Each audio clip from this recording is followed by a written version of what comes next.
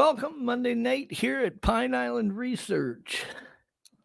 Another Monday night is upon us. A lot going on. Welcome everybody to chat. Seeing a lot of familiar faces. It's a big weekend, Super Bowl weekend, and the Kansas City Chiefs pulled off a nail biter at the end there. I didn't really have a dog in that hunt this year. I don't feel like I don't dislike either teams. I'm not a fan of either of the teams, but it was an interesting game. Stayed close in score, so nobody was going to fall asleep. I will share a couple of comments that I feel pretty strongly about, and that's that Chris Stapleton's rendition of the national anthem was absolutely freaking amazing. It was patriotic. It was heartwarming, touching. When they showed the Philadelphia coach crying during the national anthem, you realized how great of a job he did at that, which unfortunately isn't always the case in events like this. But I can tell you, kudos to him. What a great version. I also really appreciated the coverage that the NFL chose to do with the coin toss on Pat Tillman. As a U.S. Army veteran myself, I remember after 9/11, Pat Tillman had an amazing career going, defensive back with the Arizona Cardinals, making millions of dollars. And he quit. He said, I'm done with the NFL.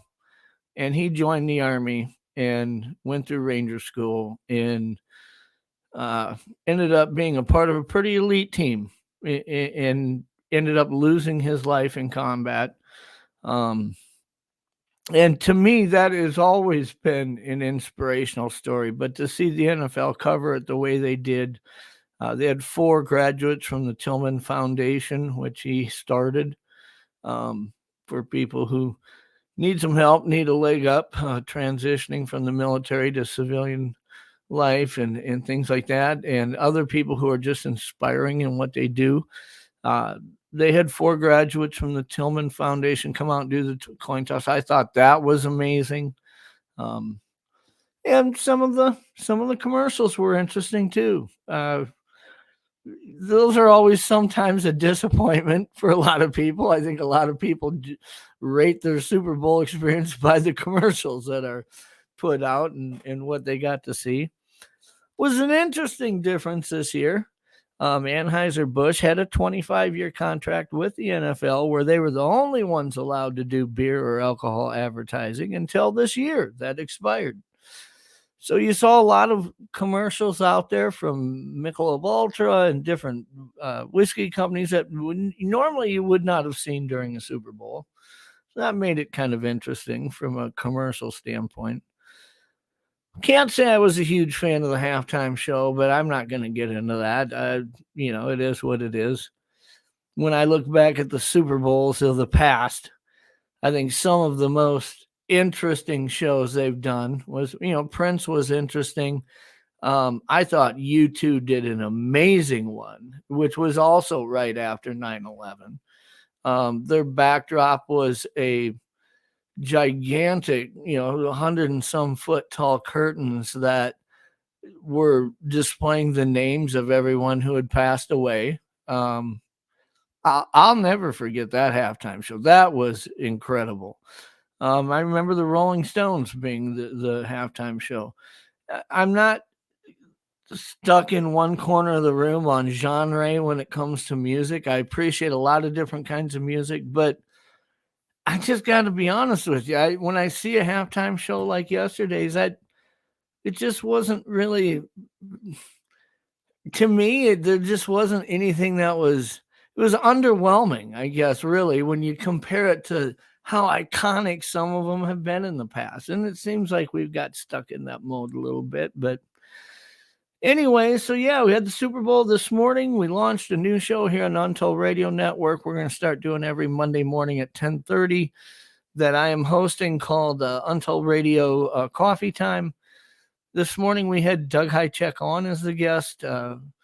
And typically it'll be about an hour-long show. Each week, every Monday morning, I'll have one of the different hosts or maybe a couple of the hosts from different shows from the Untold Radio Network. And we will recap last week's programming, who was on what show, guess what were some of the highlights, maybe look at who we've got coming up. And in the coming week. So we kind of launched that this morning. Kind of knew we were going to be flying a little bit by the seat of our pants while we find our, our mode, so to speak, cruise control.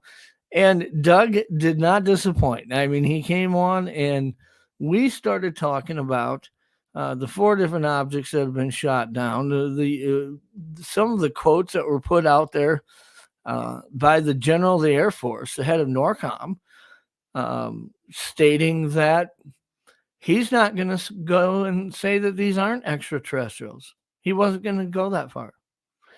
And when you see somebody attribute, we're not talking about a source at the Pentagon says, no, we're talking about the head general of NORCOM is stating. It was just crazy, all the different things that has happened over the last 10 days as it concerns that subject. So if you want to go back and watch it, it's interesting. It's on YouTube here. Episode 1 of the Untold Radio Network Coffee Time. Next week, we'll be on again Monday morning. I'm excited about tonight's show. You guys have heard me talk about several times when I refer to Doug and Justin's project of live cams out in the woods, that they have live feeding up to a cloud-based storage in which they can access live at any time they want. And we've even shared some videos of some of the things they've captured on those cameras. But it all started somewhere. And I remember seeing the videos prior to those cameras being out there of a gentleman's property that Doug knew here in northern Minnesota. And they put out a bunch of videos on Randy's channel about this. And then eventually Doug started releasing some of the videos on his stuff. But I was just really intrigued by the videos. They were well made, really documented a lot of interesting things about this particular property. It's not a forest. It's not a square 1,000 miles. It's one property. And I was just amazed. And so I had the opportunity tonight to welcome Randy Bauer on as a guest. Randy is the owner of the property. And I'm excited. So without further ado, let me bring him up. Randy, how are you doing tonight? Oh, very good. Thoughts on the Super Bowl? Did I miss the mark on the analogy of past Super Bowl halftime shows? Because, Randy, I know you are a musician. Okay? No, you got it right on. I agreed with you. Yeah, right. I didn't agree with you. You remember that show you two did right after 9/11 when they did the halftime show? Wasn't that amazing? No, I didn't see that one. And I also remember Prince doing the halftime show, and it actually started raining. Yep. And he was doing Purple Rain, and it quit. I believe, if I remember correctly, it quit raining during the song. It was pretty crazy, but big history of music with the Super Bowl, and I figured you'd have an opinion on that. Yeah. So tell us a little bit about yourself. You're from northern Minnesota. Yep, I'm from northern Minnesota, north of Black Duck. I'm a musician. I went on the road in 77. I'll call it a day job. I've never had one. It's always been music. I've always been in bands. I knew when I was 8 years old, I was going to be a musician. And my first instrument was accordion. So I know all the polkas and waltzes. And then my mom and dad had a store 10 miles north of Black Duck called Busy Corners. And they had on that corner. So I could work there between bands. Now I also have a sound company, too, where I do production for national acts, little bands, whatever I get booked besides my own band. So I do both. Yeah. Well, I know one of the things Doug had told me about you, and Doug's known you for a while. You can talk shortly here about that relationship, but he said, you could get to know Randy real well and think that you know him real well. And if you haven't seen him, his band play, or see him perform, as you sat down drinking your beer and watch him get up and start playing, you will drop your drink on the floor. He says he is that good. It is just incredible. Yeah. So take those accolades for what they are. It sounds like you not only enjoy what you do, you're good at what you do. Yeah. Yep. It comes natural. I got a gift. I can hear songs and know what the chords are before they come. I just something that I can't teach somebody. It's just I think there's a lot of truth to that. As a musician myself, when I was in junior high, it was like 7th grade. I went over to my uncle's house one day. He was like you. He started playing in bands when he was young, in high school in the 70s, rock bands.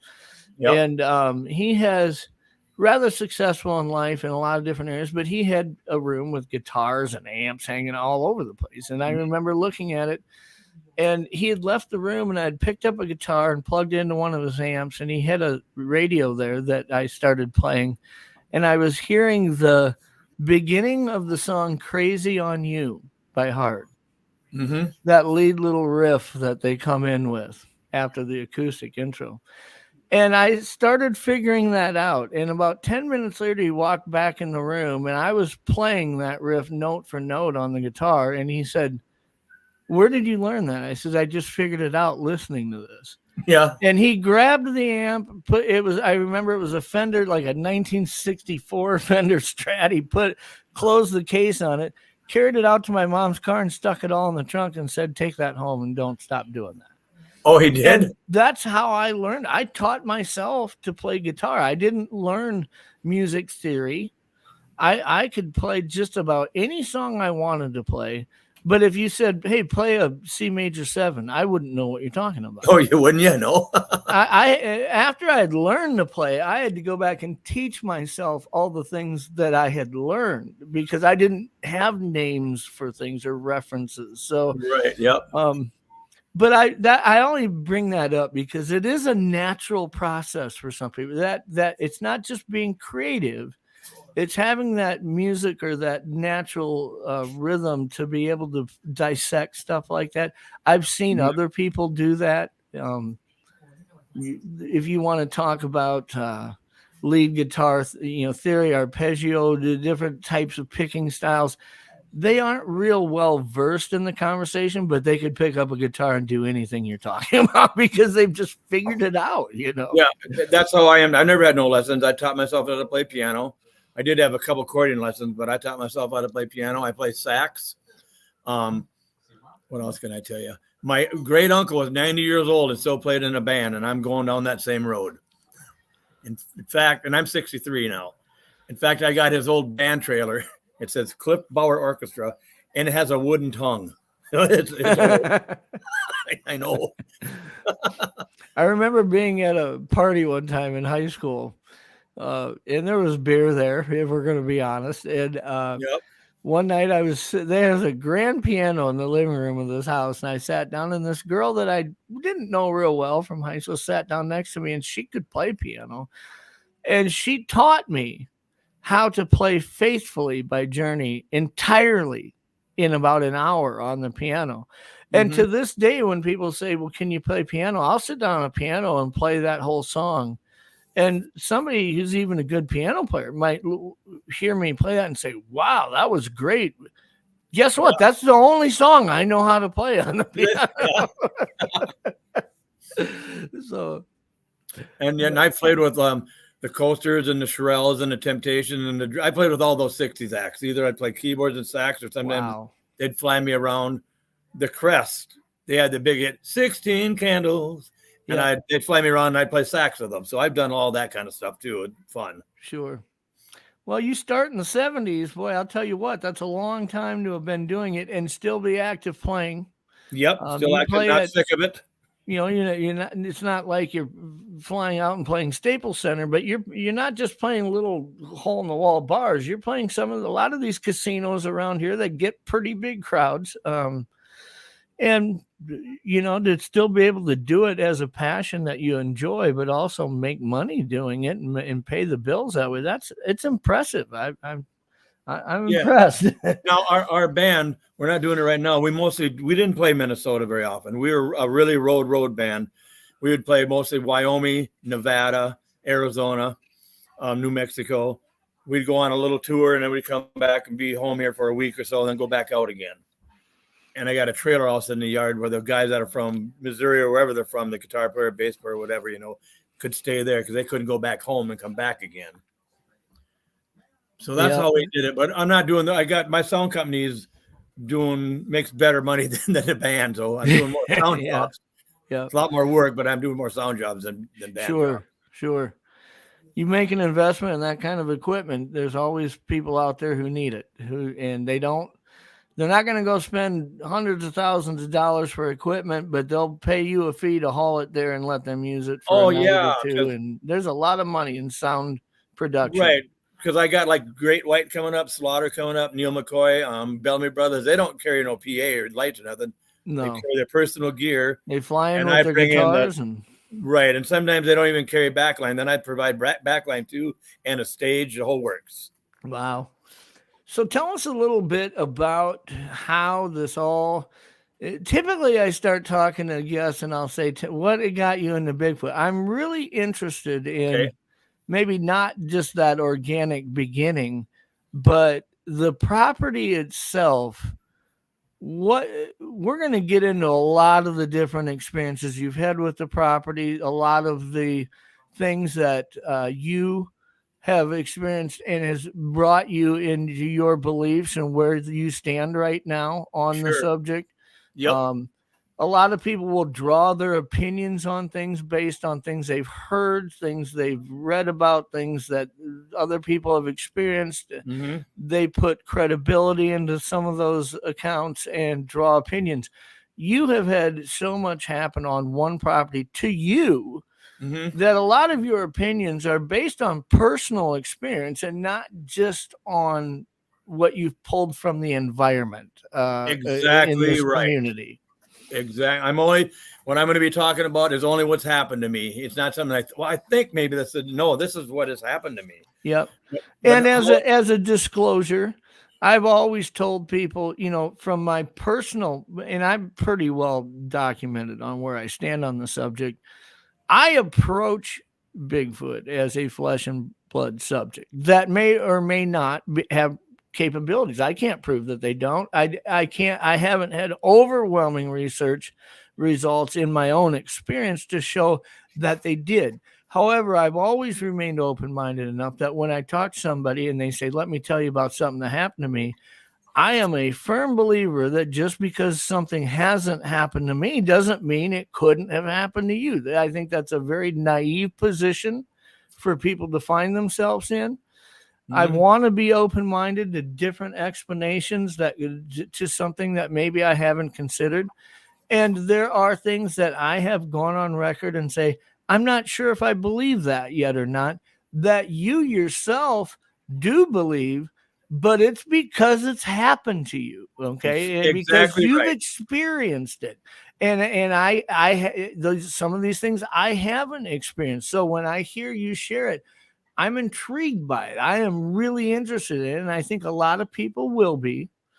I kind of know the temperature of the regulars that show up in our chat. I know a lot of them believe exactly what you're going to be sharing tonight. But it is something that I've always felt that even if in the end there was something that you said, here's what I believe to be true about something, even if I differed with one of those, I'm going to focus on that 95% that we share in common, and we're going to work together and move this ball forward rather than poison somebody over the 5% that maybe I didn't agree with. So I want you to know that's kind of how I approach that stuff. I'm not going to sit here and say, well, that's baloney, Randy, because that's never happened to me before. So what? Yeah. Yep. Well,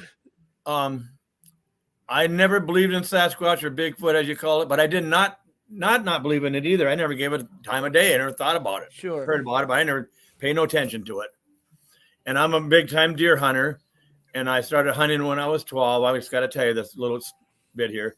And Dad would bring me out in the stand in the middle of the woods, not this land here.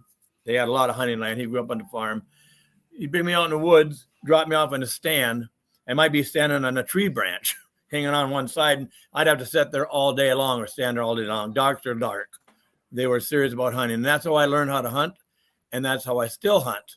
So I'm in the woods a lot. I know the woods real good. So after deer hunting is done, the next day, I will always walk back in the woods, not in this 40. I don't hunt this 40 acres here. I go back farther in the state land. Sure. Behind the house. Yes. It's way bigger land. And I always go back and check to see where the deer herd up during all the hunting pressure. Maybe I could find a spot I didn't know about and put a deer stand up and stuff. And I don't have heated deer stands, any of that. I'm not on no fields, or I'm right in the woods when I hunt. Build a little stand out of the trees and a platform, and I sat there. Old school. Nice. But I see a lot of deer between 9 and 11 when people go in and have their breakfast, whatever they do. That's when I see deer. Yeah. Well, and when you're successful at it, I don't care how modern technology feels is the right way or the new way to do something. You don't change what you do when it works. So exactly right. And I'm always in my stand by 5:30 in the morning, and I said dark till dark. I want to be there earlier before any other hunters go to their stand. So I'm already in there, settled down, and I just sit there. I don't even get out to go to the bathroom. I don't go in to eat. It is hard to do, yeah, because I'm hyper as it is. I got energy a lot, but I can do it. But anyway, people don't understand the skill it takes to pee in a Gatorade bottle in a tree stand, until you've been there, right? Right, and especially if you're cold, you're shaking.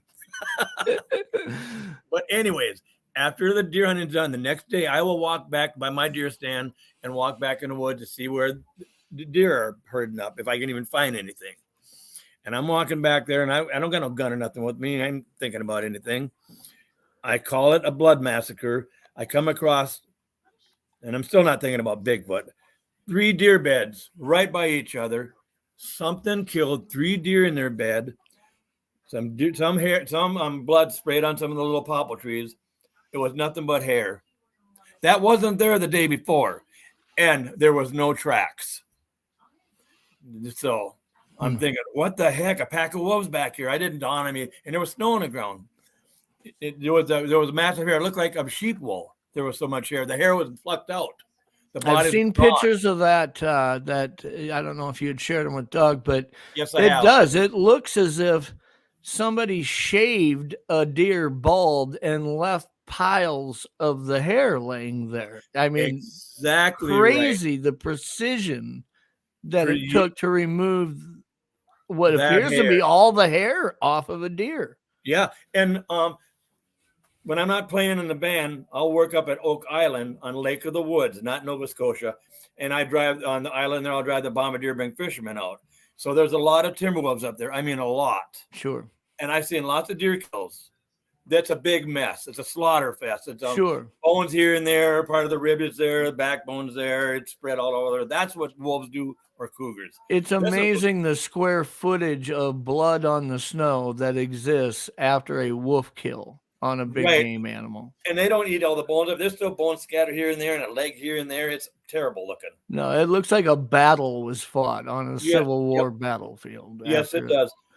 This thing I seen, it was just hair. Like it was shaved off. Like you said, there was some blood sprayed on the trees. There wasn't no tracks. No tracks. Well, what does that? But I still was singing a pack of wolves. So I go home, and we were home for a couple of weeks, and I was telling Terry, that's my wife, I said, Terry, there's no deer tracks back here. This is really weird. I never noticed that before. I never seen that before. And then we go back on the road. And this is 2013 when this first started. We go on the road. We're in Nevada playing and all that. We get home. And 10 years ago, there was a lot of snow. So much snow. Walking in the woods, it was past my knee. So on the old trails back there, I took the snowmobile, drove it around. I knew it was going to be 40 below that night. I knew the next day I could walk my snowmobile trails because I like walking and stuff. Yeah. In the woods. So I did that. And I come around the corner coming back home here, and I come across these tracks. And I'm looking at them. I said, what? I said, what the hell is this? And they were in line, and they were between 6.5 to 7 foot spread between each step. Then I started thinking to myself, is this Bigfoot? And I kind of laughed to myself. And I do got pictures of them. I put sticks in each of the track, but at first I kind of messed them up, not knowing what I was seeing. They stepped across the river. I tried to follow them going east towards the cedar swamp, and I just couldn't. I don't have no snowshoes. I just couldn't do it. Every step was past my knees. I got exhausted. So I turned around and went towards the highway where they were going, and all of a sudden they quit. No more. They didn't jump in no tree or nothing like that. There was no tree for them to jump in. It was in the swampy area. There was no more tracks done, and they weren't snow blowed over. So I looked up Bigfoot on Minnesota, and I come across the SRA. That's Sasquatch Research Association. And they got a little form you could fill out, and I sent the pictures to them. And Jim Hebb at the time was the head of it. He writes back to me right away. He said, Randy, you got a squatch back there. And that's how this stuff all started. And then in the spring, he told me what to look for. Start looking for structures. I said, like what?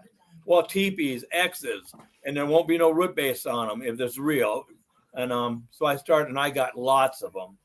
And I got a friend of mine that Army Ranger. In fact, he's one of those Black Op guys. And he had me take pictures and GPS coordinates of some of the structures. And I have a lot more than that. And he did a thing with them with the GPS and his mapping and all that. And they all follow the outline of the river. Now, Doug knows about that too. No, that's not random. No, that's not random. But anyways, that's how this all started. Well, one of the things that you've touched on is something that I have heard, and I think a lot of people in chat and who are listening on podcasts have heard, which has always been perplexing to people, is they find a couple steps or maybe even a established trackway that seems to just end. It just vanishes, and it doesn't make sense that it just stopped. Where did it go? It's always been something I've had a little bit of an issue with. Yep. And I also believe that there are things that are unique about prints in the snow. And that's that, what's often confused on open ground prints in dirt or mud are double bear prints and things like that. In snow, one, it's really easy to identify double bear prints because the claws of a black or a brown bear will often, as they're laid in snow, you'll see those claws extended and pierced through the snow, where you might not see those in the dirt a lot of times when on a dirt trackway. But especially when you start talking about tracks that are like 6 feet, 7 feet apart, these aren't double bear prints. And they're in line. Anybody who has experience in identifying bear trackways, they'll back foot on a front foot. You'll see that a lot. It'll appear weird when you're looking at it in such a straight line, but you never see them 6 feet apart. A bear can't physically move that stride length and double step at 6 feet intervals. So right away you realize you're looking at something. For somebody who's in the woods a lot and are familiar with bear prints, you're looking at something that there doesn't seem to be a natural explanation to at that point. Right. And then on Thursday now, I'm back there behind our 40 acres there. And my uncle used to own the next 120, but he sold it to one of the farmers and he fenced it. So there's a 5-strand barbed wire fence there. I got new Sasquatch tracks again, 6 feet spread in line. And they crossed over.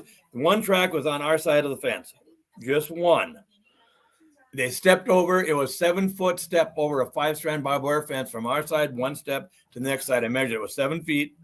And they left a long piece of white brownish hair in the fence where they stepped. For people who aren't familiar, a barbed wire fence like that is roughly about 4.5 to 5.5 foot tall. Yeah. Yep. And crossing through it for most animals, even deer, will a lot of times search an area to duck under it. And, although they're capable of jumping over it, but if you were a human, even if you were pretty well physically fit human, you're going to lift that top wire up and crawl under it. You're not going to try to cross over the top of a 5-foot barbed wire fence. And you can't step from my side of the barbed wire fence, and the next step is 7 feet away. Impossible. Sure. Yeah, that's also just for people on my page, people that don't know the difference between Sasquatch tracks and deer track running. I got a video of deer track running because it was stalking a deer. Because after 6 tracks, No more tracks anymore. Same thing I Wow. always get. But there was a deer that was jumping right there. So I did follow that today, that deer that was jumping again. I didn't come across anything. No, nothing. So the tracks started. How did they start? How did they end? I have an answer for that, but I'll get into that later. Sure. And towards the end of the show, we're going to leave a link up. I'll put a link up. We'll let people know where they can go to find your YouTube channel, as well as maybe how to access that. And I know Doug's going to be having you on his show at some time in the near calendar future. And he'll take it a little bit further. He's got some videos and stuff that he'll want to play and whatnot. So I don't want to step over that process with the stuff that maybe Doug has planned for that. But I think it would be interesting for people to be able to see your YouTube channel, just because that is where I found a lot of the intro videos of once you had came to the conclusion that this activity was happening on a fairly regular basis on your property. Some of the things that you started to do trying to interact. And it's an interesting approach, because some of that approach was the way I had approached the research. And what's really interesting is the way that I approached research was based on months and hundreds of hours of input from Doug, where he took his experience from your property. Oh, really? So when we were talking about, well, what do we want to do and what don't I want to do in this area? He was looking at, let's stop looking at all these things people are doing that don't necessarily produce results. You know, our goal was to try to collect DNA by leveraging its what we felt was its weakest link in the system, is its own curiosity about humans.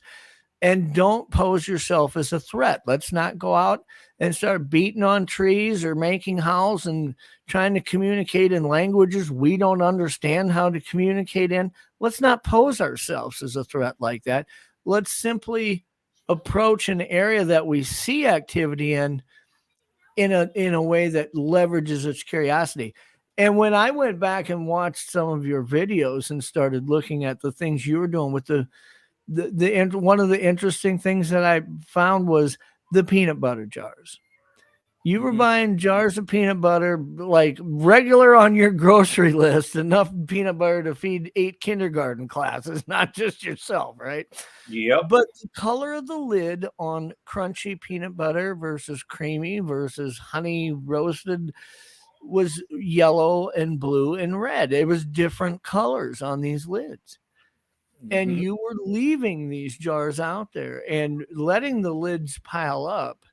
And then all of a sudden, one day, the lids are in a pile of red ones. No, you got it wrong. Nope, that's not how it goes. Tell us about how that came out, because I just remember you filming it, and I'm just looking at this going, this is freaking amazing.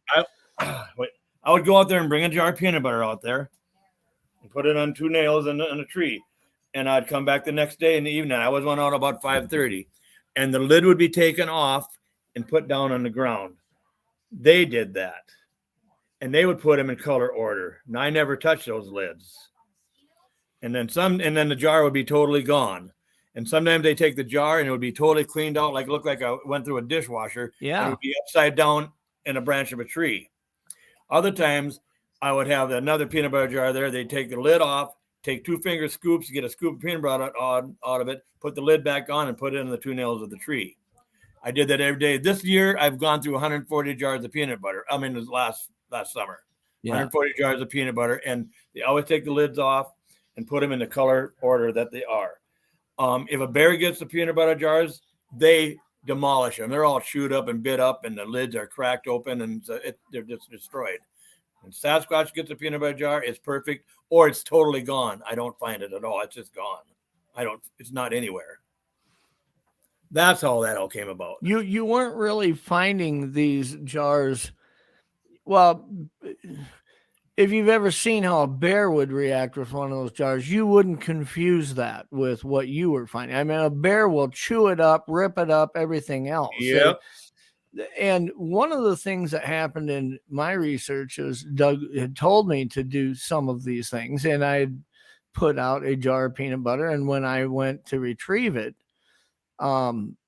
it looked exactly how you just described it, and it was perplexing to me. There was no residue in it. It looked like this jar hadn't been used at the factory to put anything in. Exactly right. And Exactly. Doug said, "Did you find the peanut butter jar?" I said, "Yeah, I found the lid was like 15 yards away. The jar was laying there, but it was empty." And Doug said, "Did it look like it went through a dishwasher?" And I was like, "How did you know that?" He says, "That's what happened at Randy's." Mm-hmm. I said, "It literally, you can look through it. There is no smudge on the jar." And when I tried to figure out how could a Bigfoot do that, one, you start realizing if you can find, which is something that I didn't find, but it also makes sense I didn't find it. The only way I could deduce, trying to figure out what's the most plausible explanation as to how it did this, right? Unless it's got a tongue 4 times as long as Gene Simmons and was able to do that. How does this work? And one of Doug's thoughts was, when it gets done scooping as much as it can physically scoop out, perhaps it's pulling out tufts of grass, folding it over, and actually wiping the inside of these jars so often and with so much precision that you possibly could get it that clean. And I'm thinking, well, wouldn't you find the grass? He says, why wouldn't they eat the grass? It's covered in peanut butter. And I said, that actually makes sense to me as to why wouldn't you be able to solve the riddle. All I'm finding was one jar that looked like it had been put through a dishwasher. Mm-hmm. But, it's one thing to hear somebody say that, and then you sit there and try to run through your head, what would a plausible explanation be for that? It's quite another to be sitting in a clearing in the middle of the woods staring at a peanut butter jar that doesn't look like it was ever used, and you knew that it was filled yesterday. Right.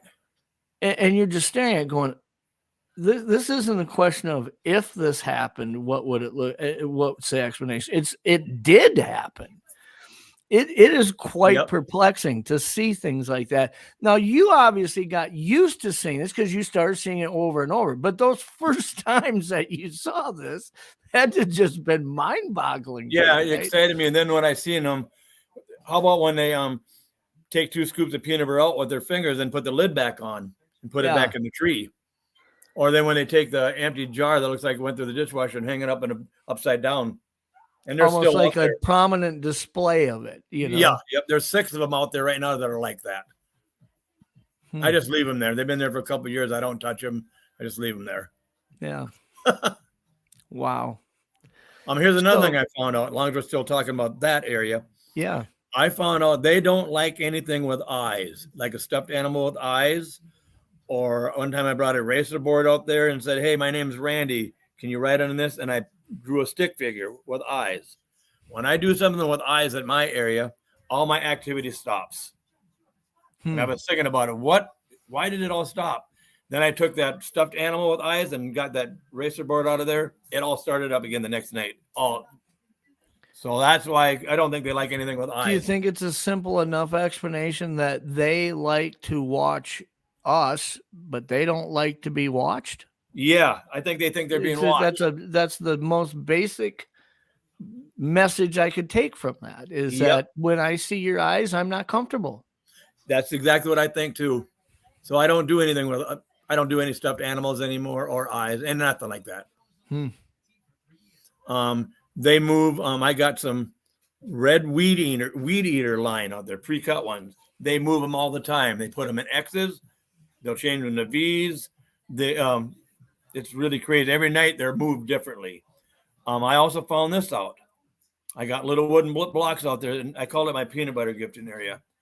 And there have been different times I've put them in crosses, and they will destroy the crosses, get rid of them. They don't like the crosses. So out of the different basic designs you would leave, that's the one that you've sensed that they have displeasure with.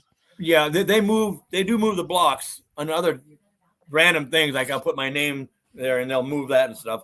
But they really, when I do a cross, it's really shoved out all over, not just a little bit. And I got 5 dice out there on another spot, but close by, and a Rubik's Cube. They will turn the Rubik's Cube upside down or twist it. If they twist it, that takes 2 hands to twist it. But there are a lot of times they'll change my dice, and this is what's happening, to 666. They'll take 3 dices, and they're at 666. And the other 2 dices are whatever they are, whatever I left them at. And I'll take pictures of the day before, how I leave them. I'll come back there. Oh, 666. Now that's weird to me. Then I'll take the dice and put them in another configuration, like 3, 3 and 3, 4 and 2 to make 6, and they'll change them to 666.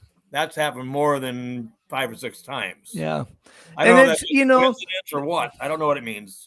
I've got the type of brain that when I hear something like this, I think about all of the different options of an explanation as to a possible why. And then I have to eliminate maybe the least likely, come up with what would be the most plausible. And one, it would be easy for somebody to say, well, there's a demonic reference to that, so that's why they do that. It could be as simple as that's the side of the dice that has the most marks on it, and they like that. Yeah, it could be. Yeah. And that's their default. If I'm going to pick them up and leave them some way, I like the ones that got the most marks. I mean, it could be. It could be that, but there's 5 dice there. They only moved 3 of them to the 666, not the other ones. Interesting. Now, it's one thing to see something happen, and you've got to come up with a realistic approach and assessment that, is this a coincidence? Is this a fluke? When you start seeing it the 3rd time, the 4th time, the 5th time, you start realizing that it's not a fluke and it's more than a coincidence, that there is a reason for this data coming back over and over in replicate. Mm-hmm. You have to start trying to figure out what is the most plausible explanation. And quite honestly, as you've probably come to realize, sometimes we have to be comfortable with the fact that I can't come up with that plausibility. Right. Yeah, I don't know. I'll keep doing it to see if it keeps happening, but maybe the object here isn't for me to know the answer to this. Maybe it isn't. Nope. Now, after this started happening at the very beginning of this, Jim said, Randy, because I used to carry a rifle with me when I'd walk out and do my research, and he said, you got to stop carrying a rifle. They know what a rifle is. You're going to get a lot more activity if you do. So I did stop carrying a rifle, and he was right. I have got way more activity. But he told me one time I was going to walk out into the cedar swamp area. He said, Randy, wear a GoPro camera. Wear it backwards. You might get something. I said, I don't have one. He said, well, take your phone every once in a while. Go like this here. Take a picture. Mm-hmm. But then announce yourself. Talk to them out there. And I said, well, I feel like an ass out there talking to the woods. I'm just talking to the woods. But I did it. I did feel dumb, and I would say, hey, this is Randy. I'm out here looking at the stuff you make there, and you can trust me, and I'd like to know more about you. I said that lots of times that day. When I get back home here, nobody's home. I'm here by myself.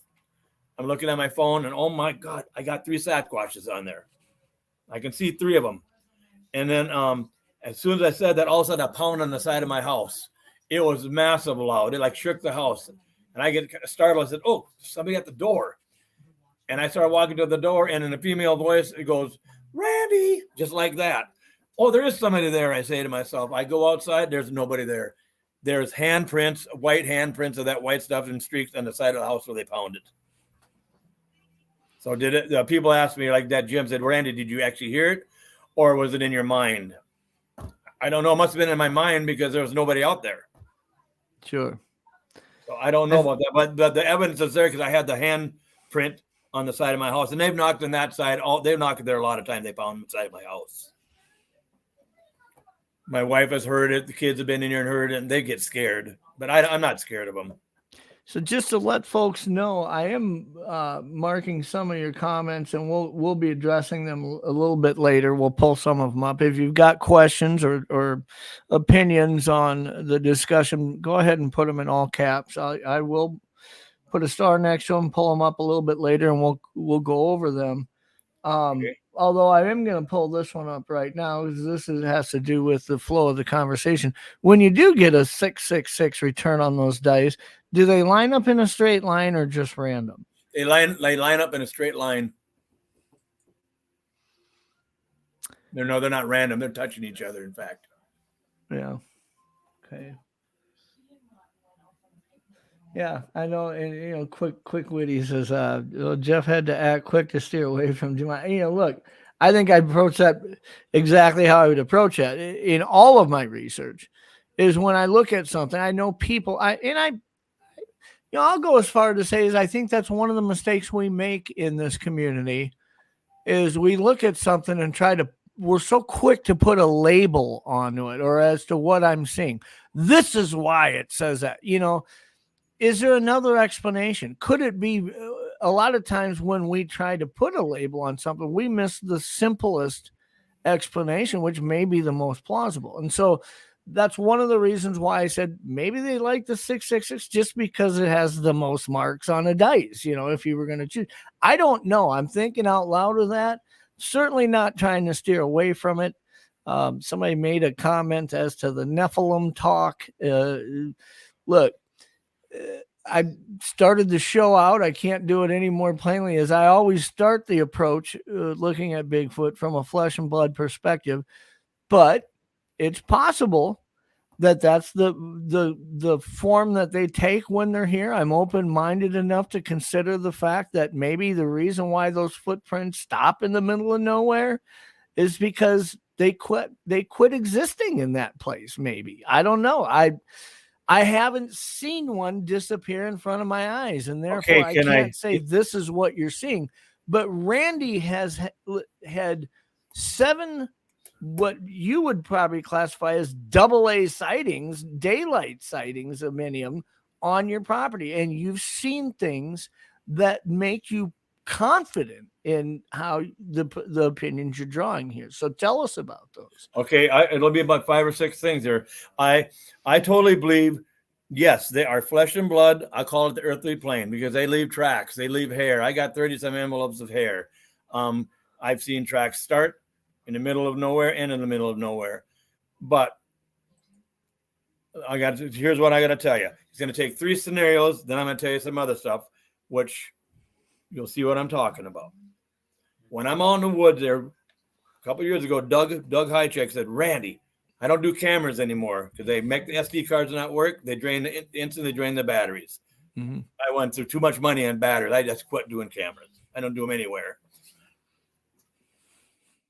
On this 40 acres. Okay, mm-hmm. Doug said, Randy, bring the camera back there one more time, back to my peanut butter area, and just say this. Hey, and I always say you guys, whether they're female or male. Hey, can you guys just give us one picture? And it'll just be for me and Doug. We won't show it to nobody. I said that. Then I said, now remember, keep in mind, I'm not yelling. There's no leaves on the trees. I can see a long ways back in this 40 acres. Mm-hmm. And I said, if you don't want ever no cameras here ever again, you got to give me a sign that I know that you don't want cameras here. I said that. I go back the next day, and guess what? There's a 15-foot Y stick on my camera. Now, that's no coincidence to me. It was no storm. It was laying right on my camera. So I don't do cameras there anymore. Okay? Here's the thing. I wasn't yelling when I said that. So they heard me. They weren't hiding behind a tree, 1,000-pound, 9-foot, because I've seen a 9-footer and a 10-footer hiding behind a tree, and I don't see them. I don't believe that. Okay? That's one scenario. The next scenario is back in the state land, way back in there, they like venison. Now, this has happened several times. I'll just tell you about the last one. It was this year, or this 2022, before deer hunting. I put out some venison on the ground. It was freezer burnt. I put a camera to the venison with some apples and peanut butter. And I put a camera on the other side. So both cameras are facing each other, and both cameras are facing the meat. The apples in the bushes around there, like 6 or 7 apples, and a couple jars of peanut butter. On this camera here, that's facing the meat and stuff. I said, okay, you guys, this camera, and I want you to make it not work. I don't want a picture of me, because I always make sure it gets a timestamp picture of me when I set it up. Mm-hmm. No picture of me on it. I don't want it to work at all. and I want you to twist it. I'm not yelling, I'm just talking. Remember, I said I want it to work. I want a picture of me on it. I want a picture of deer, bear, and birds flying through here. Then do your magic. Take all this meat and all this food, and I don't want no picture of you doing it. Then when I come back to pick the SD cards up on the camera, I want a picture of me on that camera.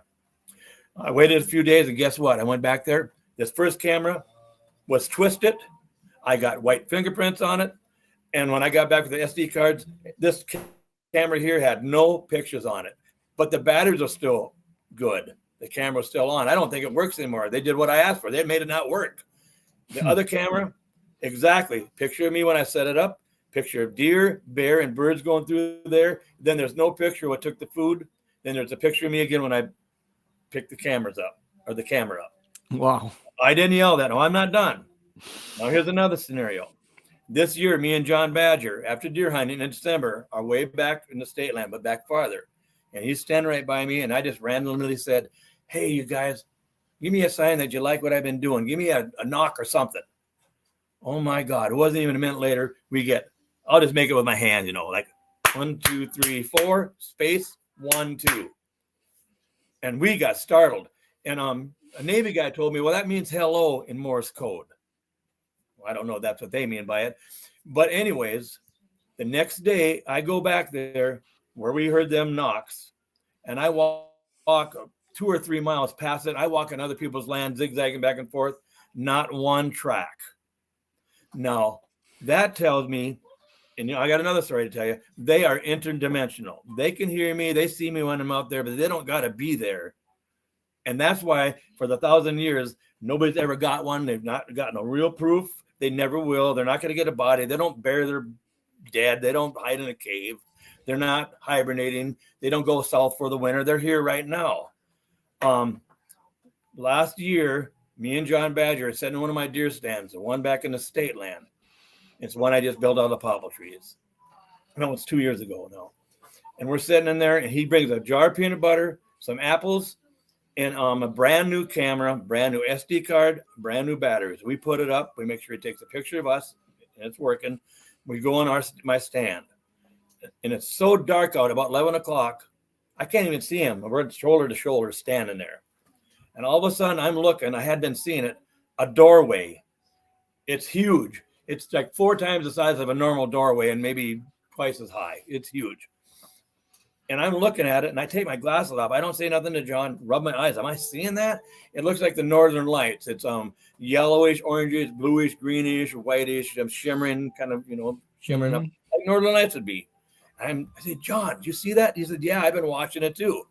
All of a sudden, we seen it with our own eyes. 2 orbs come out of that, and those orbs were big. They weren't like softball size. They were like 10 softballs. They were big, but they got footsteps.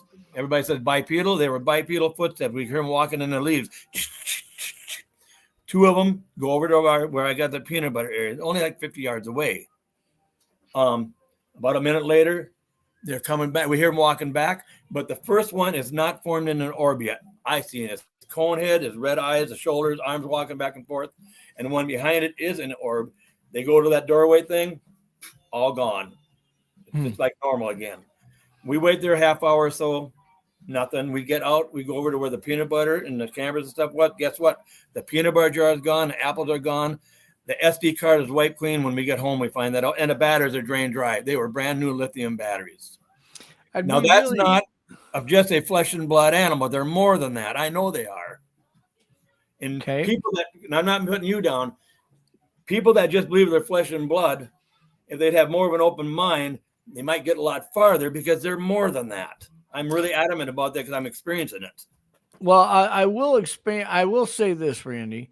Yep. This community is full of people that if you talk about them as just flesh and blood, there's going to be people in chat who say, you're crazy if you don't think they're capable of this or that. They're just very adamant about their opinions. Yep. And if you were to suggest that they're capable of something other than what you would expect any flesh and blood creature would be capable of, you're going to have people that are going, and it's happening tonight. I mean, you see somebody will say, oh, here we go. Listen, I don't really care what somebody's position is. What I care about is that you offer me more than an opening statement. Tell me why you feel that way. Tell me what you've seen to support why you would draw that conclusion. That's what I appreciate about what you're saying, Randy, is even if I haven't experienced it, or even if I was to go as far to say, this is Randy's account, this is what he said he's witnessed. If somebody said, do you think they're capable of doing that? I would have to say, if I said yes, it'd be based on what Randy told me, not what I've experienced, right? Right. So you would want to say, I don't know, because I never experienced sure, it. I would say, I'm open-minded. I've heard people who I consider credible in a lot of different areas in life say that they've experienced this. Now, again, because something happened to somebody else but hasn't happened to me doesn't mean it's impossible for that to happen to somebody else. If we use that position and applied it to everything that's non-Bigfoot, we wouldn't get very far. There's a lot in this life I haven't experienced that other people have. That doesn't mean that what they've experienced isn't real. You know, and we can all agree upon that fact. So what I really appreciate here is when you say, look, I've seen this, this is why I feel this way. You're giving me the reason why you arrive at where you arrive. And I think there's a lot to be said for that, because most people don't do that. Right. Now, most people say they can do this, and you say, why? Why do you think they would? I don't know. I just know they can't. Well, there's got to be more to it than that. Well, there is more that I'm not done yet. Okay, now this last fall, I'm walking down the high line, the power line that we live on. Sure. And down on a power line pole, there's a black plastic wrap 10 feet up. And that's so raccoon, porcupines can't crawl past that and chew on the wires. Yep. There's a 10-foot Bigfoot standing down there with his arms way down. I'm seeing it. And it's about 4 feet from it. And there's a little bit of snow on the ground. So I'm getting my camera out, my phone out. I'm going to try to take a picture, videotape it, and I'm not going to take my eyes off of it. And there'll be a reason later. I'll tell you why I don't want to take my eyes off of it. I'm not going to take my eyes off of it. So I get my phone up there and I'm trying to videotape it. When I get home, all I got was the grass. I didn't even get it up. But anyways, I'm walking towards it. I'm getting like 100 yards from it. We are looking at each other. And guess what? I never took my eyes off it. Poof, disappeared, gone. Just like that. It did not walk off. I went down there. There was nothing. It just gone. Now, I've seen that before. That's not the first time. And the reason I had this book written, this one here, is because I got so much going on. I'm not even getting a penny out of it. I don't care about that. I just needed to start telling people what's going on here, of the powers that be here, because I got so much. I could talk till tomorrow and still not be done telling all the things that's happened here.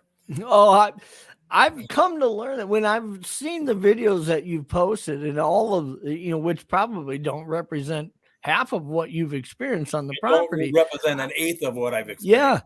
And you see how much is out there. You've had some interaction where you had you have I don't want to call it a guest house. There's kind of a mobile home type, or a trailer house. Yeah. Trailer house there on the property that was banged on, handprints left on. Handprints left on it, banged on it. A few years ago, the guitar player, he was from South Dakota at the time. About 4 a.m, he'd always go to bed late. He was sitting out there. We had a week off. He was sitting on the picnic table, and he got scared. He came to me and said, Randy, I just seen a huge, he said, like 9-10 foot thing, massive, walk through the yard. It had red eyes, and it was doing some kind of sound like the Tasmanian devil. And then we went, I thought he was joking about that, just making fun of my stuff. That's what I thought he was doing. Because he was familiar that you'd had experiences. Yeah, but guess what? He wasn't making it up. He was serious. I found it a month later. We have off. Everybody's gone now. Nobody's here. About 4 a.m. again, and our yard light's not working. Me and Terry get woke up. The window's open. Just 2 of them walking through the yard, and I can kind of sound what they sounded like. And don't laugh, and I'll make do what they did. Sure. But I talked to Jim Hebb again. He said, Randy, go to the Sierra Sounds. Is that what you heard? Oh my God, to a T is what I heard. So Chris, the guitar player, was not making it up, but it kind of sounded like this. Kind of like that, a little bit. Yeah. That's what we heard. And there was 2 of them. I could tell they were talking to each other, but we couldn't see them. Terry got up right away, looking out the screen window there. I got up, but we couldn't see him. But they went from the east to the west through our yard. Now I'm going to tell you something. They gift me all the time. One thing I wanted to ask you about that was, so when Terry had that experience, I know it was after the fact, but the video that I saw of you guys looking at the back of that, and you were moving, like, I don't remember if there was a ladder there. You were moving stuff around so you could see the siding on it. No, we don't got no video of that. Oh, wasn't there a video of that? No, we never taken a video of that. No, I was thinking that I might be confusing that with a different video. Then I thought you had video documented how you were looking at the backside of that building. No. We were looking out our screen window into our yard. No, I never. We were so like oh my God, so startled. What are we? What are we hearing and stuff? Because I didn't know that those Sasquatch had made that sound at the time. Sure. Tell Jim had to go to the Sierra Sounds, and it was exactly the same thing. So the Sierra Sounds has been broken down phonetically into 600 different phonetics. There's a lot of different speech patterns and vocal patterns displayed throughout the Sierra Sounds. The section that you're referring to is kind of a almost based on what you shared in your emulation of it. It's kind of an indigenous chattery type vocalization, almost a mumble speak, so to speak. Yep. But did it, not understanding, phonetically what it would mean, but did it sound like kind of a mimicking an indigenous type language to you? Yeah, it sounded like the female was talking to the male, like maybe they were arguing even. That's what it sounded like.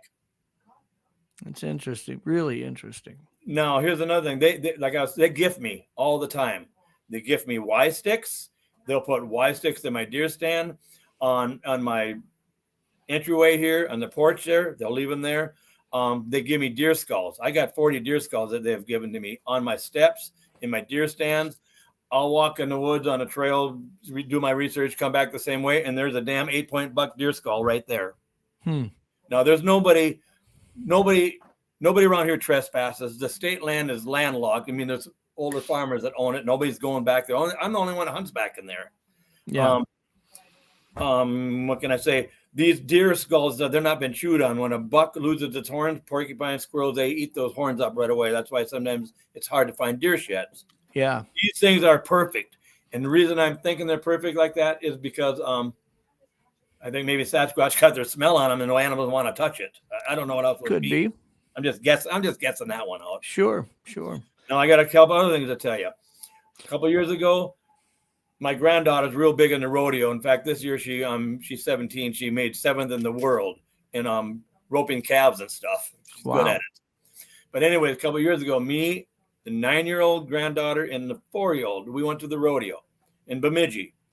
And it rained really hard that day. So Rachel, that's my daughter, asked if we could take their 1-ton truck and their big trailer and leave my pickup with them and come back and get 25 bales of hay. Bring them back at 6 a.m. And so I said, yeah. So we get home about 10 at night there. It's dark. I get up to the door and I said, oh, what the heck? My house is locked and Rachel's got my keys. So I got the 2 kids with me. I got to get in the house somehow. So I find a crowbar and stuff. I kind of jimmy the door open, pry it open a little bit. I get in here. The house is dark. I have a laptop computer. I set it on the table and I said, what the hell? My hands are wet. I turned the light on. Something came in our house, opened up an ice cream bar, and it melted all over the table. But here's the kicker of it. The stick was not in the ice cream bar. The stick was on the opposite side of the table.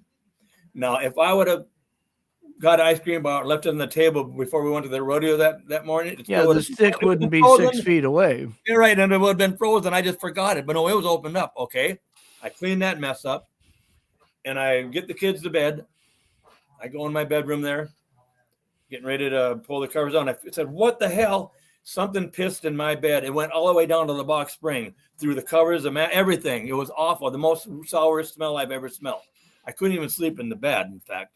Yeah, I watched the video of this account where you were talking, where it was explained what happened and this and that. And I remember the first time I watched that video, I thought to myself, this is out there. This is great. This is unbelievable that this could have happened, right? I'm not done yet. No. Next week, nobody is home. I'm by myself, and I've always locked our bedroom door. It's just a habit I do. I don't need to, but maybe because of the weirdness we got here. And we got these French doors, little square glasses, and we got a golden retriever. And when I'm gone, she's in the kennel. She's not running loose in the house. Anyways, I go home. We got a hamper by the side of the bed. I throw my clothes up there. Door is locked. I go to bed about 4 a.m. Annie, that's her name, is growling viciously, looking out the glass doors. I mean, terrible, deep growling, bad. And I'm like in a trance. I can't move, but I'm awake, but I can't move. My door handle is turning back and forth like that. No, but I can't move. And I must have dozed off. It's all done. I must have dozed off. I get up the next morning and put my clothes on. They're all pissed on again. Just like that same smell again. Now that's way out there. Now there have been times I've come home and house is locked. I come there and there's a stick of butter on my refrigerator. Stuck on my refrigerator. Oh, how's that happen? Now, Doug Hyjek said I got like the Skinwalker Ranch of the North here. Yeah, I think a lot of this I originally heard from Doug. A lot of this I seen portrayed in the videos and accounted for in the video. And I don't remember I watched the video on your site or if this was something that Doug had shared with me, but I do remember those accounts of what was happening in the house. And if I'm being honest, Randy, if that was the only videos that I'd seen about your property, I wouldn't be hard for me to say somebody's playing a joke on this guy or so. I mean, I think that's just where a lot of people would arrive at this. Well, they would say that, but that's not happening. There's nobody joking. No, listen, I'm not trying to downplay what you've experienced. I mean, obviously it's different when you see it happening in your house, right? Mm-hmm. But I'm just saying for the guy who's watching that one video or hearing about this on a show, it'd be easy to say, well, somebody was really screwing with this guy, right? But then you start looking at all the other videos, all the other things that have happened on the property. And one of the things that, and I don't know if this was one of the areas you were going to go, but one of the things we'll mention just for a few minutes here, and then we'll get back to the other things you're going to share that you've got, you want to talk about. But when Doug and Justin put up the live cams, I have spent hours and hours literally looking at live cam videos that Doug shares with me at 2 a.m, 3 a.m. Saying, what do you think this is? What do you think you're seeing here? And I would tell you, when you put up a project like that and the amount of work that went into burying the cables and getting everything working and set up. I mean, Justin was staying out there in a camper for a long time as they implemented this project, right? No, it was me, Terry's son, Tanner, and Adam. Oh, okay. Adam. Yeah. Okay. That's right. I'm sorry. I made a mistake referring to Justin. But I remember when they were trying to get them one by one, bringing them online, getting them all implemented. And immediately, that's kind of an addictive project. You get it to that point, you can't stop watching it, right? And so Doug's calling me at 1 a.m. saying, dude, get on camera right now. You got to see this. And I've seen things that you're trying to prepare yourself. I'm going to see bears. I'm going to see deer. I'm going to see insects. I'm hoping we can see Sasquatch. That's probably where you're at the starting line. Mm-hmm. When you start realizing how many orbs, how many insects that aren't identifiable, but are clearly, I remember watching a video of what looks like dragonfly style wings flying vertically, like standing up in front of the camera, hovering. And when you clearly see this entire insect, it looks like a damn fairy. It looks like it has a face. It looks like, just the body of it. I remember looking at this going, Doug, this looks like something somebody's created at Pixar, at Disney.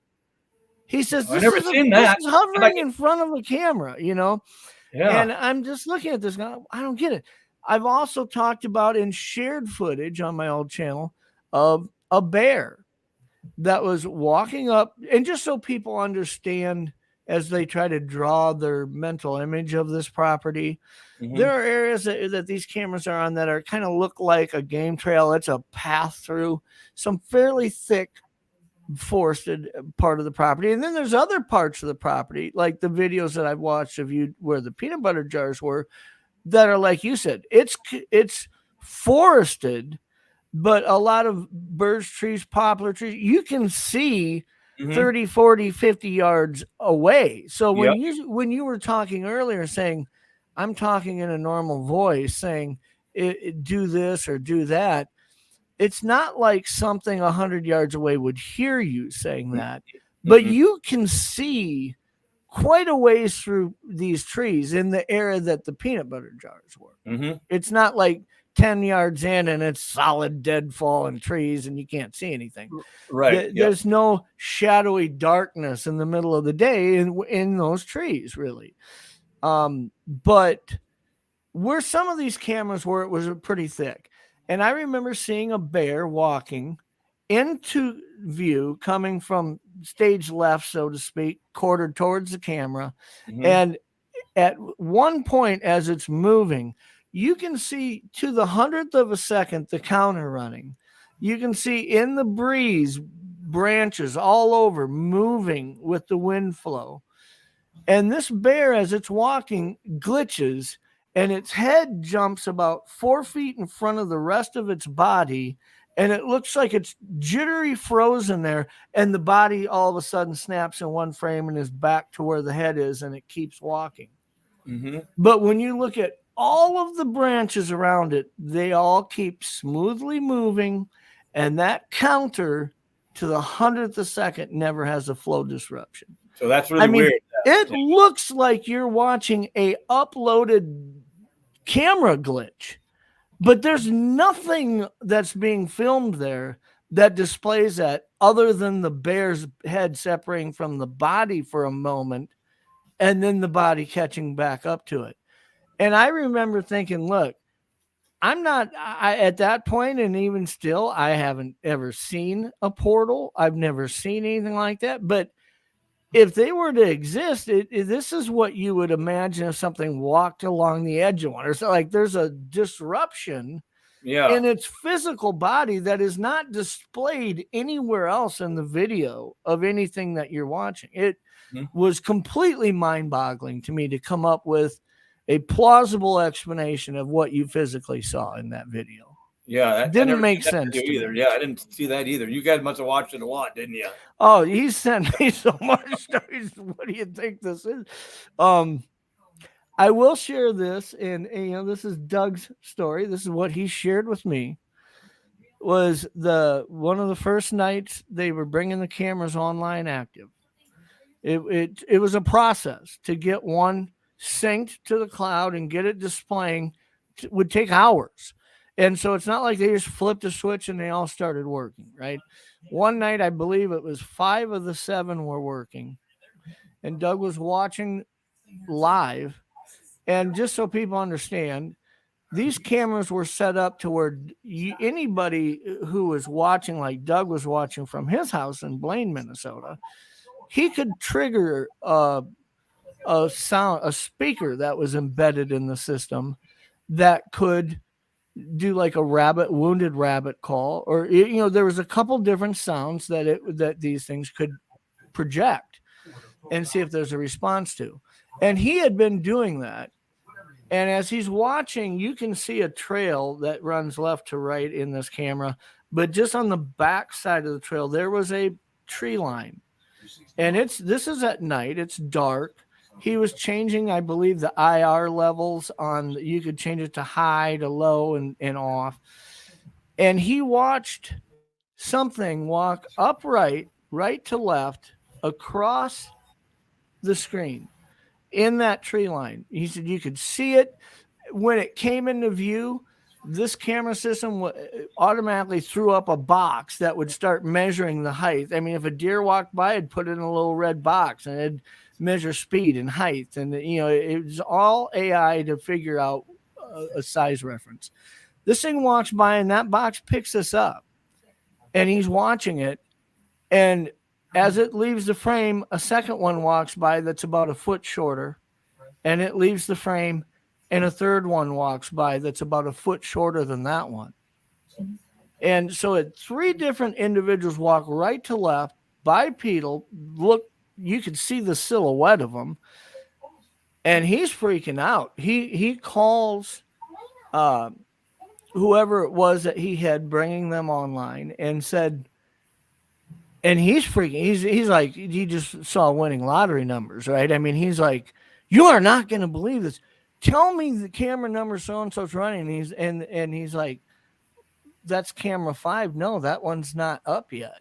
And it was like, Doug called me on the phone. I remember my phone ringing at like 2:15 in the morning. It sounded like somebody ran his dog over in his voice. I said, what's going on? He said, you aren't going to freaking believe it. And he tells me about what he saw walk past there. And out of those 9 cameras, I believe 2 of them weren't operational, and that was one of them. Yeah. And it was the most disappointing thing. And if you know Doug as well as we do, you get to realize that Doug is the type that doesn't get really animated, excited about stuff. He'll just say, yeah, it's weird, right? Crazy. You're right. He doesn't start going, you wouldn't believe it, right? That's not him. But that was him that night. I had seen a side of Doug that I had never experienced before, as he's telling me about what had just happened.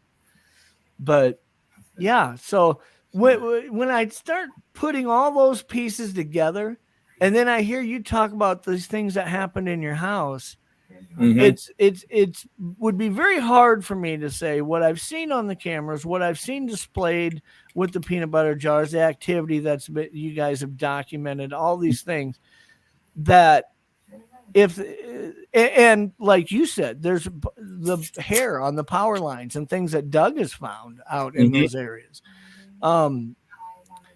It's hard to look at that and say, well, that's all baloney. And it would also be hard to say, why would somebody be documenting and showing evidence of what they're seeing and what they're coming across here with the cameras and with the peanut butter jars and all these things, and then make up something about something that came in their house? I mean, at some point that corroborative evidence kind of exists together to where that's why I brought it up. It said, if all somebody ever saw about you and your property was what you're claiming happened in your house, it might be easy for them to write that off and say, pfft. But when you look at it all in totality, it is absolutely intriguing. Absolutely intriguing. And that's why we're going to be sharing your YouTube channel. So are those videos still available to people to see? I don't have a YouTube channel. Oh, I thought you did. No, everybody said I should get one. I don't have one. I just got my Facebook thing. Where were those original videos displayed? Probably from Doug. Yeah, I think that I'm going to have to ask him where those were put out. I'm going to try to find them, and we'll get them shared. I know when Doug has you on as a guest, he's going to be showing some videos of stuff. But yeah, now, here's something else that has happened. I got to get this one out quick. Like after this weird stuff happened with the PN and all that stuff, the SRA did it to be nice. They bought me 5 or 6 home security cameras to put in the different spots around the house here. So I had one in the bedroom facing east out the window, and it was all hooked up to my email. And if I would get something from the camera, my phone would ding, and I got something.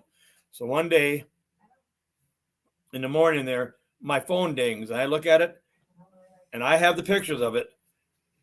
I say, "Oh my God, what is this?" It looks like there's a dog morphing into a dog. You could like the movie Predator.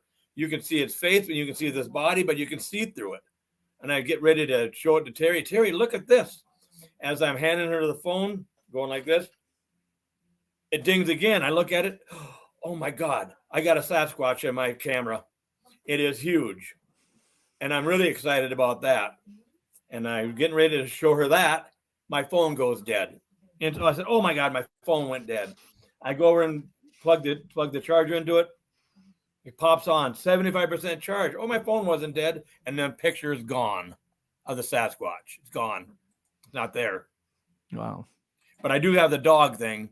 You can see its face, the ears, the nose, but you can see its body, but you can see through it. It's like it's forming or it's unforming. I don't know what to say about that. All I can say is I got the picture of it in my yard. In my opinion of that, Randy, would be you have what you feel is the obligation to share the account, to share whatever evidence you collect, to share to try to take people on the journey and the description of what you've experienced. The ability to make somebody believe isn't your burden. That's up to them. Everybody's on their own journey. You know, they're going to require whatever threshold of proof they require to say, I believe or I don't believe in something. That's true with God, money, anything, you know, not just Bigfoot. So, you know, I think that what you're doing is you're sharing these experiences. I wouldn't be too concerned with, if somebody doesn't want to believe that, they don't have to believe. You're right.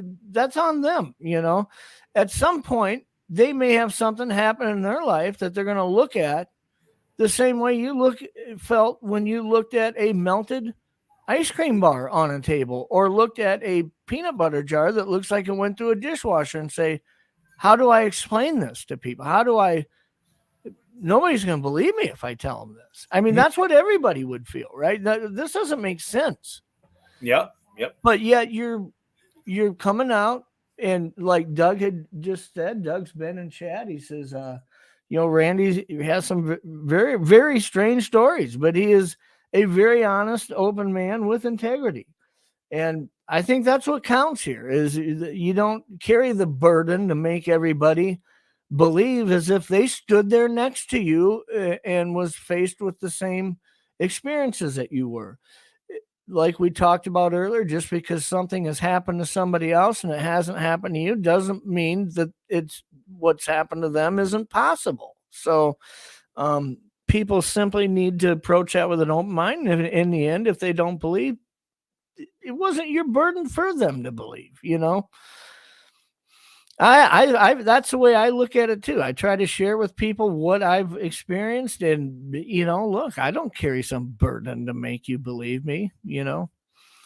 But Randy got stuck there, glitched just a moment. Hopefully he'll pop back on here just shortly.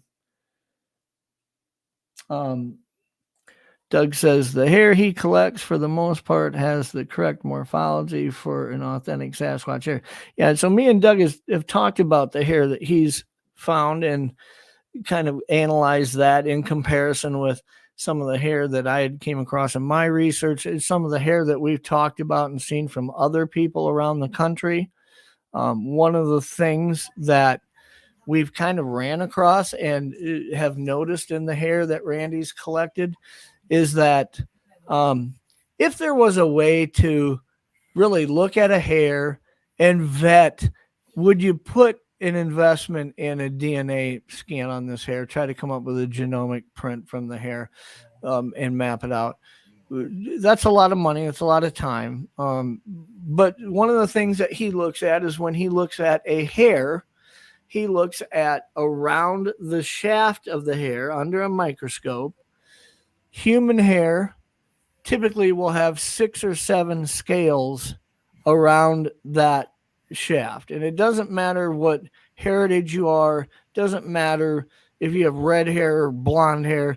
In a human hair, there's 6 or 7 scales around the shaft of that hair.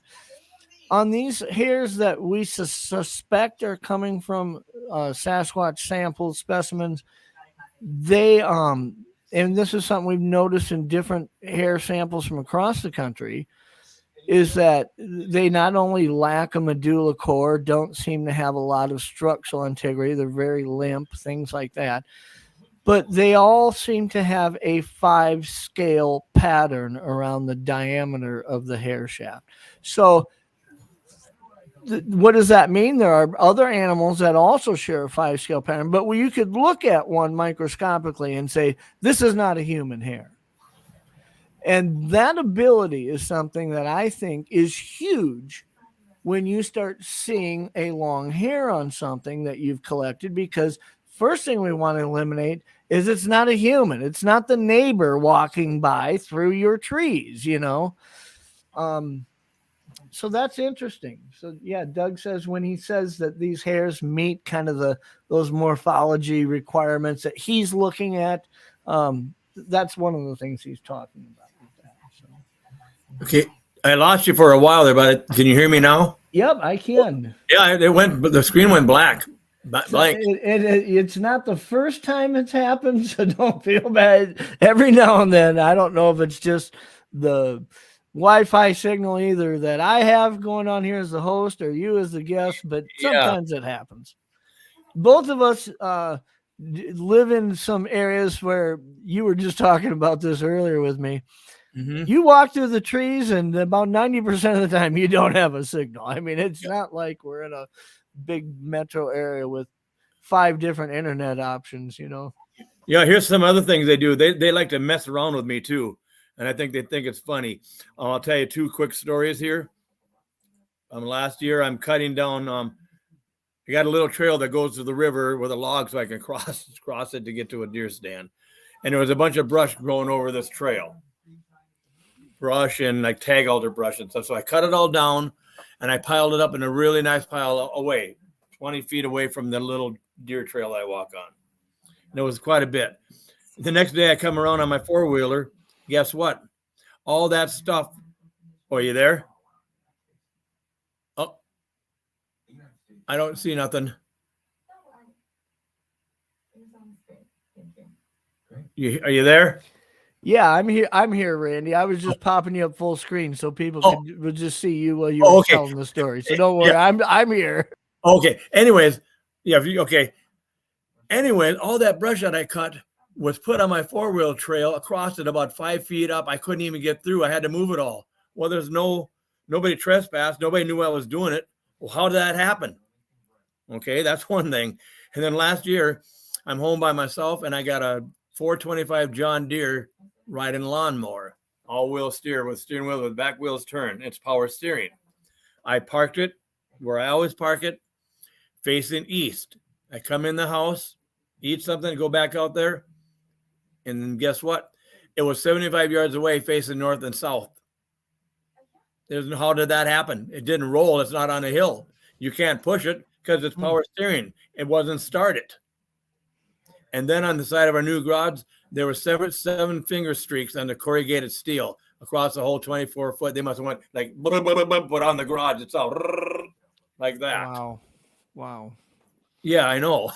So they liked messing around with me too. Yeah, you know, I think when we go back and really look at that idea of trying to get them comfortable with being in any area, you brought up an interesting thing with the eyes and the things that you've learned from leaving a drawing with eyes on it and whatnot.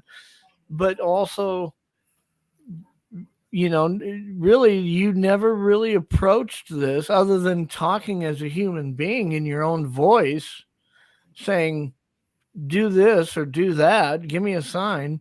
You never went out and tried to mimic Sierra sounds or call blast them. You never went out banging on trees trying to act as if you're them when you weren't.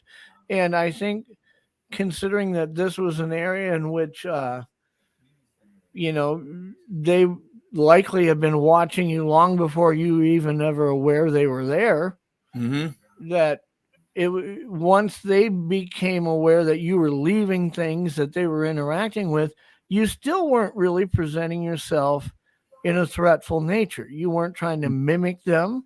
You weren't trying to emulate the sounds that you hear them making. And I think I'm not going to say that's a mistake that some people make. I mean, a lot of times from a research perspective, I was talking to Blake about this yesterday and chat a little bit.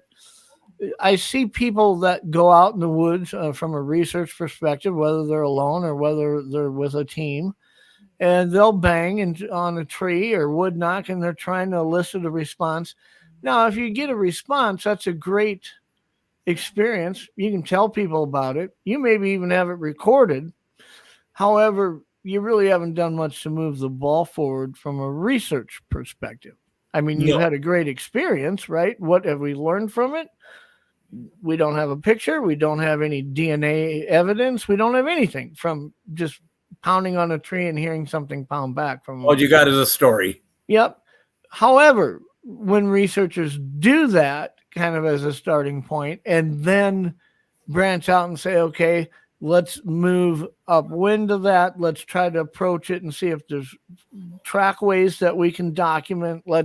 I would say that it is a technique when used with other techniques to try to locate evidence. I'm not going to chastise anybody for knocking on a tree. Right. However, I don't know how they perceive that. I understand how you were perceiving it when we do it thinking it's going to work somehow, but how they perceive it, they're obviously intrigued by you, your voice, your way that you communicate, the way you react to things. But when you start trying to get them to react to things and trying to act like you're one of them and making the sounds that they make, I don't know if that's really intriguing to them. I don't know that spikes their curiosity. I think that's something they look at like the eyes. They look at and say, I don't need to be here. I'm going to remove myself from this area and find another human to enjoy watching from a distance. And when that one tries to act like me or communicate like me, it'll make me uncomfortable and I'll remove myself from that location. I agree with what you're saying. That could be what we're seeing happening over and over and over. Yeah, because that's why I don't do that knocking. I don't sit there and try to hoax them and try to do any of that stuff. I know they're here. I don't do the whooping, the knocking. I go out there and talk in a nice tone. I got something to tell you. 2 years ago, I shot a deer back in the state land where we seen that doorway thing, portal thing. And I dressed it out and I said, here's the heart and liver for you. And I took the deer out of there. I come back the next day to hunt in that stand. And I got to my stand at 12 after 5 and I said, oh my God, I'm way too early. I'm going to sit here an hour and a half in the dark. I'm just sitting here. All of a sudden, to the right of me, I get a knock. It was so loud, the whole sky reverberated. And I didn't think a lot about it, and then it happened again to the left of me. Then it did kind of scare me a little bit. I guess I got scared a little bit. I said, I should get out of here. Oh, no, there's Sasquatch is here. Then it happened in front of me 3 times. Blah, blah, blah. I don't know what it meant. Were they thanking me because of the gift of the heart and the liver? Were they warning me there's a human? I don't know what it meant. But that day I sat in my stand. I didn't do it all day. I sat till about noon. The woods were dead. I didn't see a deer, and I just got out of there and left. Now, 3 years ago, I went back to that stand. We were in Wyoming for 40 days. We worked for an outfitter, and we were in the mountains at 9,600 feet. Me and Terry was the camp cook, and I got the firewood and the camp jack, I guess what they call it. We never left the mountains for 40 days up there at 9,600 feet. And that's the first time that the outfitter ever had anybody do that, because it was a 7.5 hour ride back and horseback just to get to the base camp. So we didn't want to go back every week and have to do all that. So when I came home, I went back to my deer stand there and I had hunted it for a few years. And there were some really good buck scrapes by. I said, I'm going to hunt here. And I went to my gifting area there, and I had a stuffed something. I can't remember what it was, and a bracelet and a little flashlight and a pen. None of that stuff had been moved, not even touched. But since I seen that scrape there, I said, I'm going to hunt here. And I made my own scrape with a little dripper thing. And you put golden estrus in it, and it drips down, makes a mock scrape. Okay. Yep. I did that. The sunlight warms it up and activates it to where it's almost like a still that the humidity of it inside makes it go around a coil. And so in the middle of the day, when a buck likely isn't going to be in that area, it will drop that estrus urine. And then shortly after, as the sun's going down, when those bucks are out checking those areas, it seems fresh to them. So that's what you're referring to. Right. And so And keep in mind now, when I got back on Monday, I checked my gifting area there. Nothing was touched. So I put that drip thing on Tuesday, and I went back on Thursday, and guess what? All my stuff was destroyed in my gifting area. The rubber bracelet was broken in half. The flashlight was broken in half. The pen was broken in half. And the little stuffed, I don't remember what was stuffed something, was thrown about 20 yards out. And I thought, ooh, they must have got mad at me because I'm going to hunt here. That's what I thought. And I'm looking around, and damn it, I didn't find some tracks. And I went back home. I got the casting stuff I had. I was making a cast of it that Friday morning, and I got a scream at me that would curdle the hair on your back. It was terribly loud. Really loud. It screamed at me. I could hear it leaving, and screamed at me again. It screamed at me 3 times that was leaving. I think it was a young one. I'm not sure. I mean, I don't know because I didn't see it. I just heard the screams. Yeah. But that was kind of a weird thing. It is. I mean, again, it's one of those things that it's hard to look at on its own. You look at it in the totality of all the things that you've seen and experienced there, and it's like, how expansive is this list going to grow of things that you are experiencing? Because they don't seem to be stopping. One interesting perspective that maybe some people don't consider is it's not common to find areas that there are either habituation, which I don't believe. It just doesn't make sense. And I say this from my perspective, looking at a flesh and blood creature. If it was existing 24 hours a day, flesh and blood out there, it would be hard for something to exist or habituate in a same 40-acre area for a long time without being discovered. It's not common.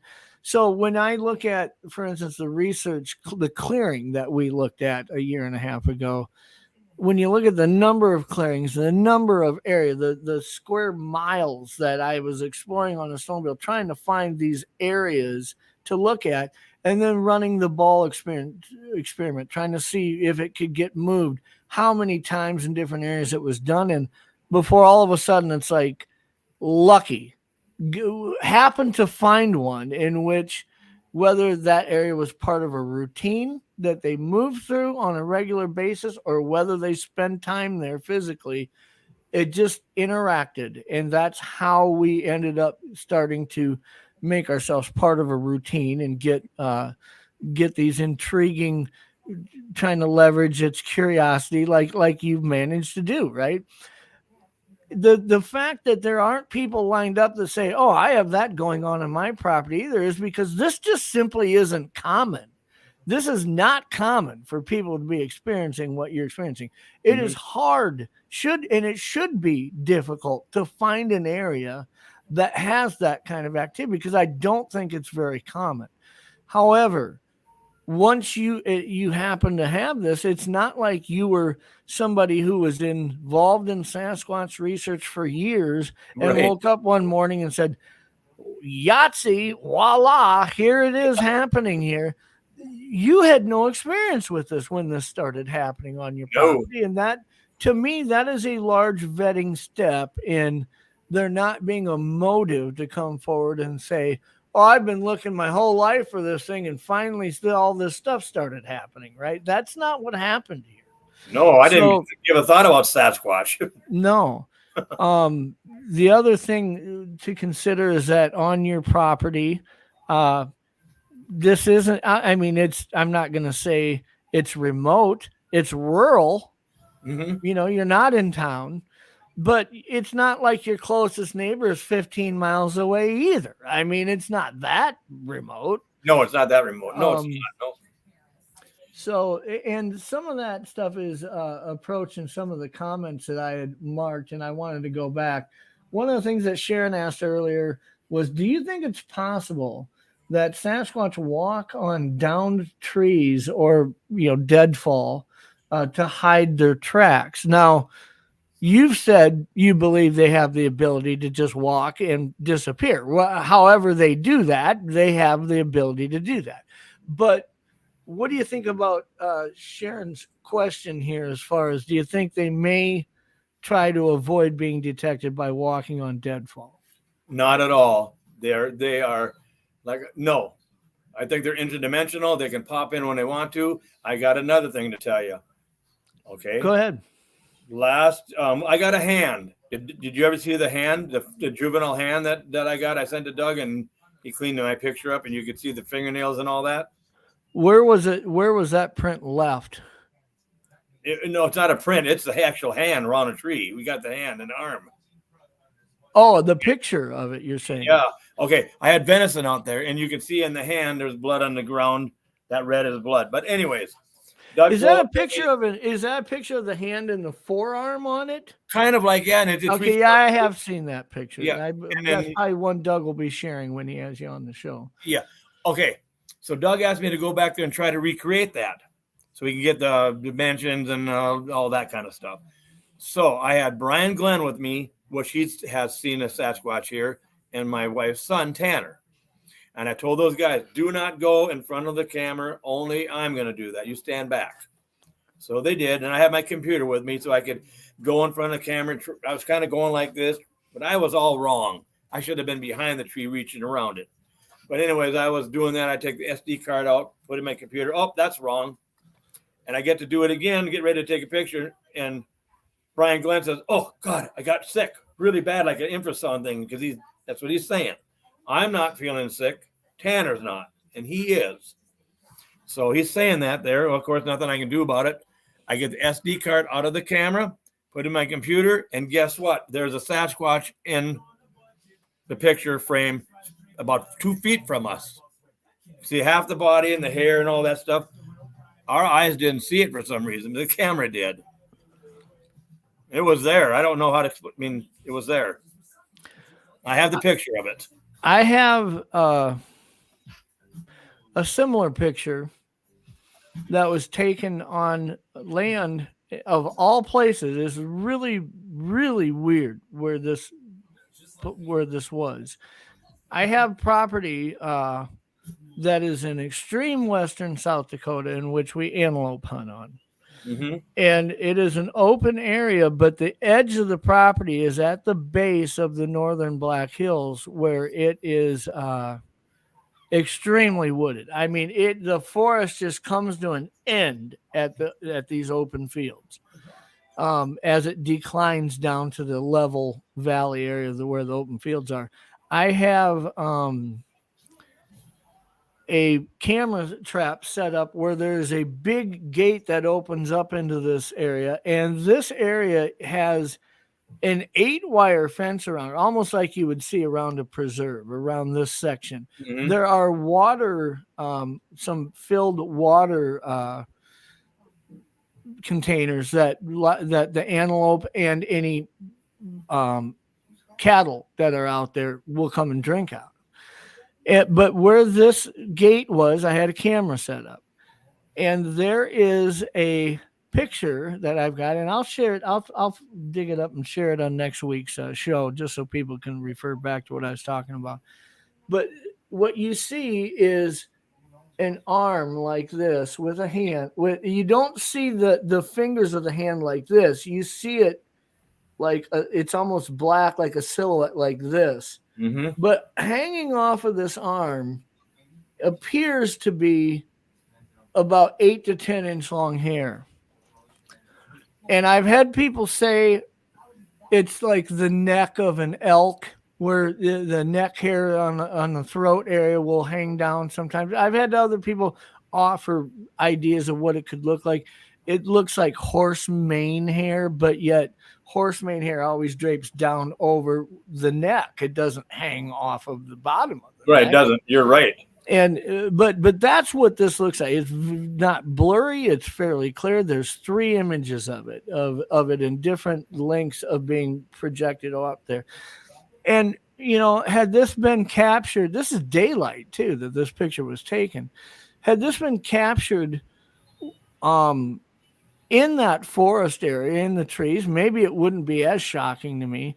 But the fact that this is literally about a half a mile out into this field where this gate is in daylight, where if there was a Sasquatch standing there, Dude, you can see this from 2 miles away through binoculars easily. That's how we spot antelope out in these fields. Yeah, We you're look right. through spotting scopes and binoculars and rifle scopes, and we spot them from a mile and a half away. There would be nothing to hide beyond or within if you were an 8 foot, 9 foot, 10 foot tall individual out there covered in hair. There's no hiding. And so I was really perplexed by these pictures because it didn't seem to display any animal. Plus, where it was taken is within the fence area. So, I mean, it isn't like a buffalo roamed over from the neighbor's yard onto this property.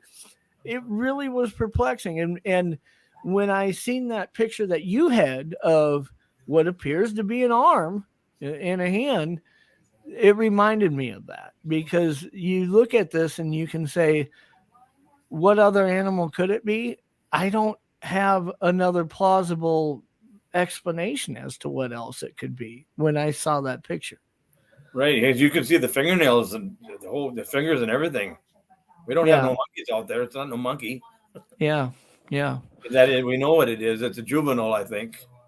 So Donald asks, he's watching us on Facebook. He says, when you knock, oh, this is just a comment he made. This is one thing I wanted to read. When you knock with a maple tree knocker against a birch tree, it makes that hollow, loud sound. There's a reason for that, Donald. And the reason is, typically in northern Minnesota here, especially, I've seen it in Canada, I've seen it in northern Idaho, Montana.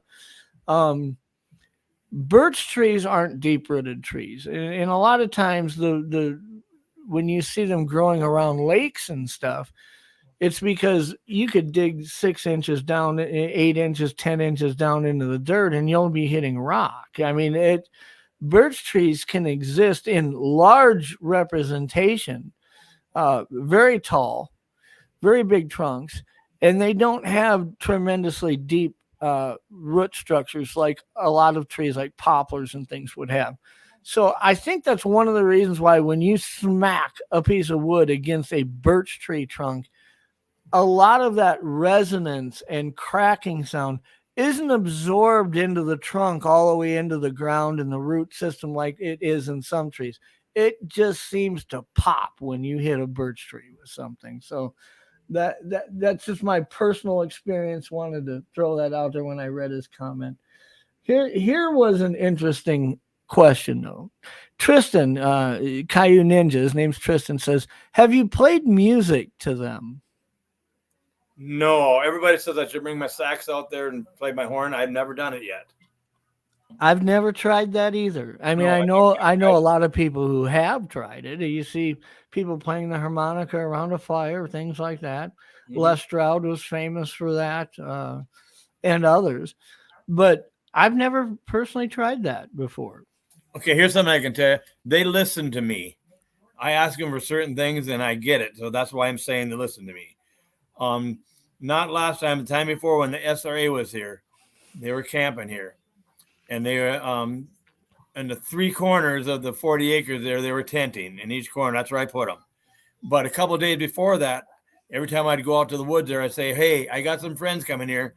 They're harmless, but I want you to scare the hell out of them. I want everybody to get scared here. That's what I said. Mm-hmm. Give them something to remember. So Friday night,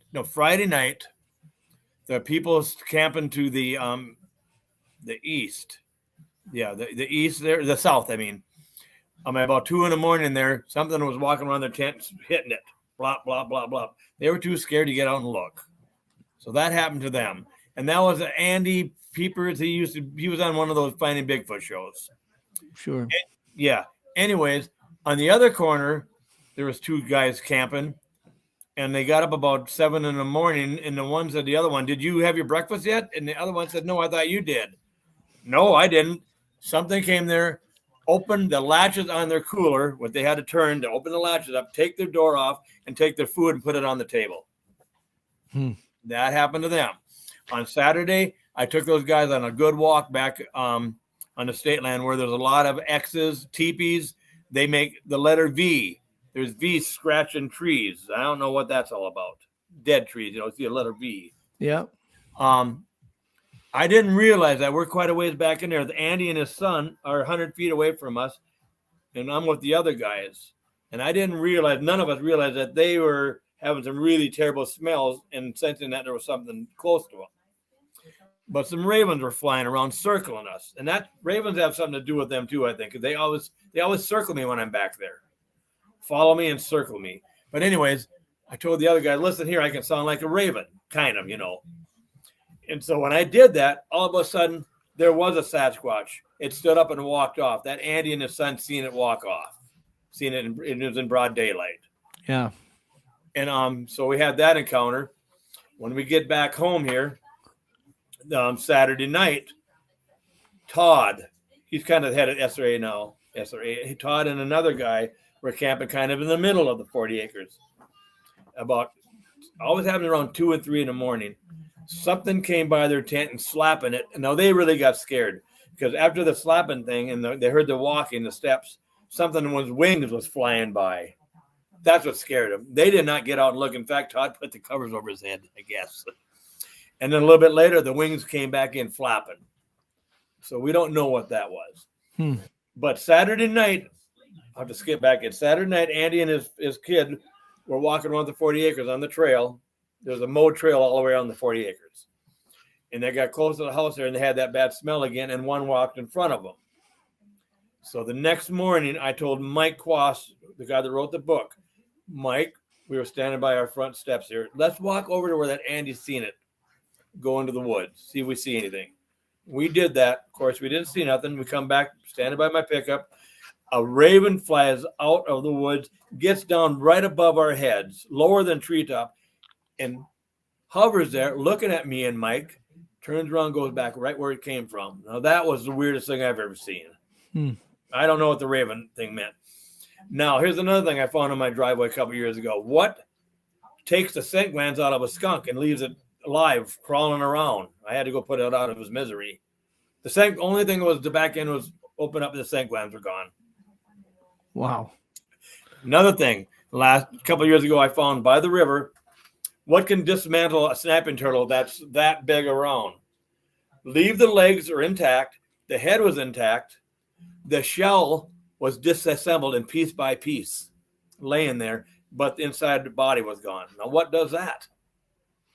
Can you that's not an easy thing to do. Not. I mean, I say that because it's not my proudest moment in life, but there was a point one time where we were getting ready to go to church, and people who understand snapping turtles, we live on a lake, and snapping turtles, there's about a week or week and a half during the year where they will leave the lake and come up into your yard and find different areas to dig a hole and lay eggs, and they'll lay, upwards of 100 eggs.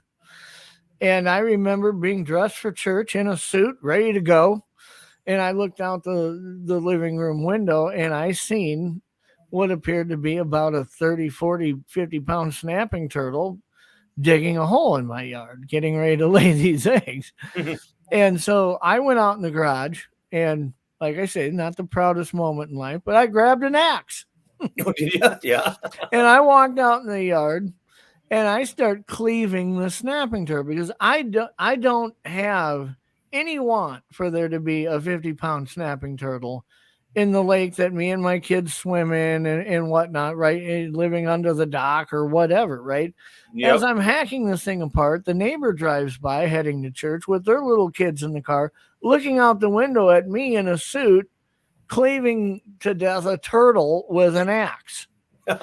And I remember walking back up and telling my wife, we got to go to church now before the sheriff deputy shows up here because this probably did not look good to this family. But I can tell you, it takes a lot of force to kill a snapping turtle that big.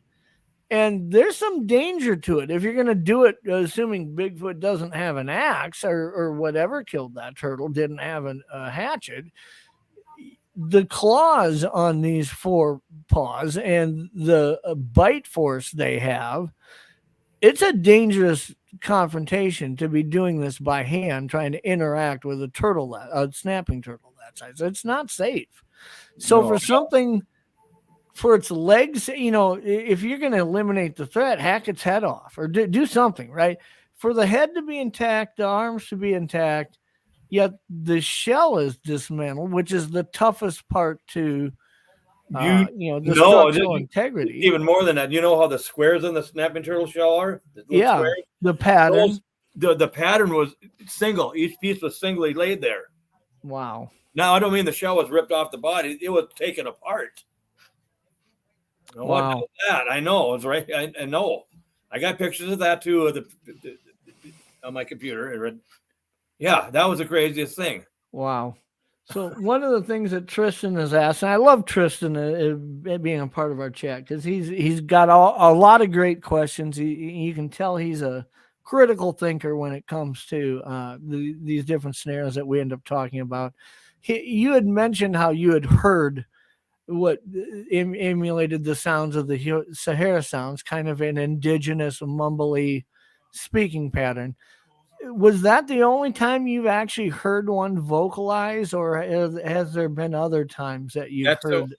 That's the only time I heard two of them. There was two of them, yeah, vocalized. I've never heard one since then. No. Okay. Oh, I've heard screams at me several times, but not that. Okay. Not that samurai chatter thing. Sure. So Tristan also asks, he says, has Randy seen UFOs or other cryptid activity on the property? Now, just before you answer, I will let people know that one of the things that I have spent the most time looking at on videos with Doug taken on your property are videos of what look to be orbs. And a lot of times we do come up with, there was a forest fire going on in Canada. This could be ash floating. There are times where we've looked and found other explanations, but there are also some videos in which there was no a natural explanation of what we were seeing. We've got a video of one orb changing path, heading right into the camera, and another one right behind it, traveling the same exact zigzagging path around tree branches. We've got video of them going back behind tree branches and then coming back out in front of them. It's not just something floating on an air current. They seem to have a almost plasmic shape to them, but and you've mentioned to me that you've seen a lot of different orb activity, but what Kai is asking is, have you ever seen any unidentified flying objects or other cryptid activity on the property that you would classify as paranormal, I guess? No, I haven't. No, I've never seen no UFOs, but I can say this. I'll just say his name is Ron. 2 miles as the crow flies, he's got the same activity I got at his house. And his mother, she's probably 7 years old, says the same thing. And he keeps talking about Dogman over there. I don't know nothing about Dogman, and he also talks about little people that they got over there. And the little people is something that I have heard in this area of northern Minnesota that we live. Yeah. Displayed amongst the tribes, the Red Lake tribe. These are typically things that are documented, talked about in the Native American culture more than what you would hear while standing at the local bait shop, so to speak. You know what I mean? Sure. But when it comes to the Dogman thing, I think what me and you are probably in similar areas. I look at Dogman, and I will say this: if there is such a thing as Dogman, if it does exist, there almost has to be a supernatural aspect to that phenomenon, simply because I don't see a slot in which it could exist in a flesh and blood format. Right. Yep. Bigfoot, the Sasquatch discussion, a lot of different theories have developed on the evolution of it. Where did it come from? How do you explain it existing in a flesh and blood state? There are slots that discussion fits into. I don't see that slot with Dogman. I would say that it almost would have to have some type of supernatural aspect to it, because part human, part canine hasn't been displayed in any evolutionary pattern anywhere. Yeah, no, I agree with you. But I've had two psychics here. One psychic here, and I guess she wants to be called Elizabeth. And she came here. She said, "Don't tell me nothing." I didn't. We walked out the High Line there. She ran to one of my spots where there's a teepee there. I didn't tell her nothing about it. She went right to it, and then she went to my gifting area. I didn't tell her where that was at. She said, "You have a lot of elementals here." She said, "I've seen a red Sasquatch 9-footer, and I've seen the black one several times." And she said, "They don't get along at all." And she said to me, "Don't bring the young kids out here at nighttime. It's not safe." I don't know what she meant. That's all she said. But you had never portrayed to her any information about colorization of the ones that you've seen, height, or any descriptives? No, she knew it all. Huh. And then I had a remote viewing person did a remote viewing here. And she said, "Man, you got a lot of Sasquatches there. They're around your house all the time looking at you." That's all she told me. Yeah. Well, the remote viewing, again, I know some researchers who seem to be gifted with that ability. And it's something that I don't have experience with. I've never been able to do anything like that. And that, because I haven't, isn't a reason that wouldn't allow somebody else to. So I don't look at that and say that's impossible. I just have to say I'm unfamiliar with it, and it is interesting to see somebody who claims to be able to do that. Yeah, I mean, I think it is display the ability to do that right in front of you without you telling them anything. I mean, it's like. And I bet you the researchers you're talking about, we were talking about the same one. I just don't know if I'm supposed to say their names or not. Yeah, I one of the things that we were going to do with the production of a documentary that we were working on, me and Doug, called Blood Run, was we were going to involve Jen Cruz from the She Squatchers, who is a remote viewer. And I've talked to her at length. And one of the things we were going to do is look at this area of Blood Run, which has 298 Indian burial mounds at it from tribes all across the Midwest. This is like the New York Stock Exchange of trading amongst Native American culture. There was a couple tribes that existed at this location year round. It's in southeast South Dakota on the Big Sioux River. And it's over 1,400 acres in stretch along the river. But all these tribes had their own burial mounds. And basically, after century upon century of habitation there and trading there, they just disappeared.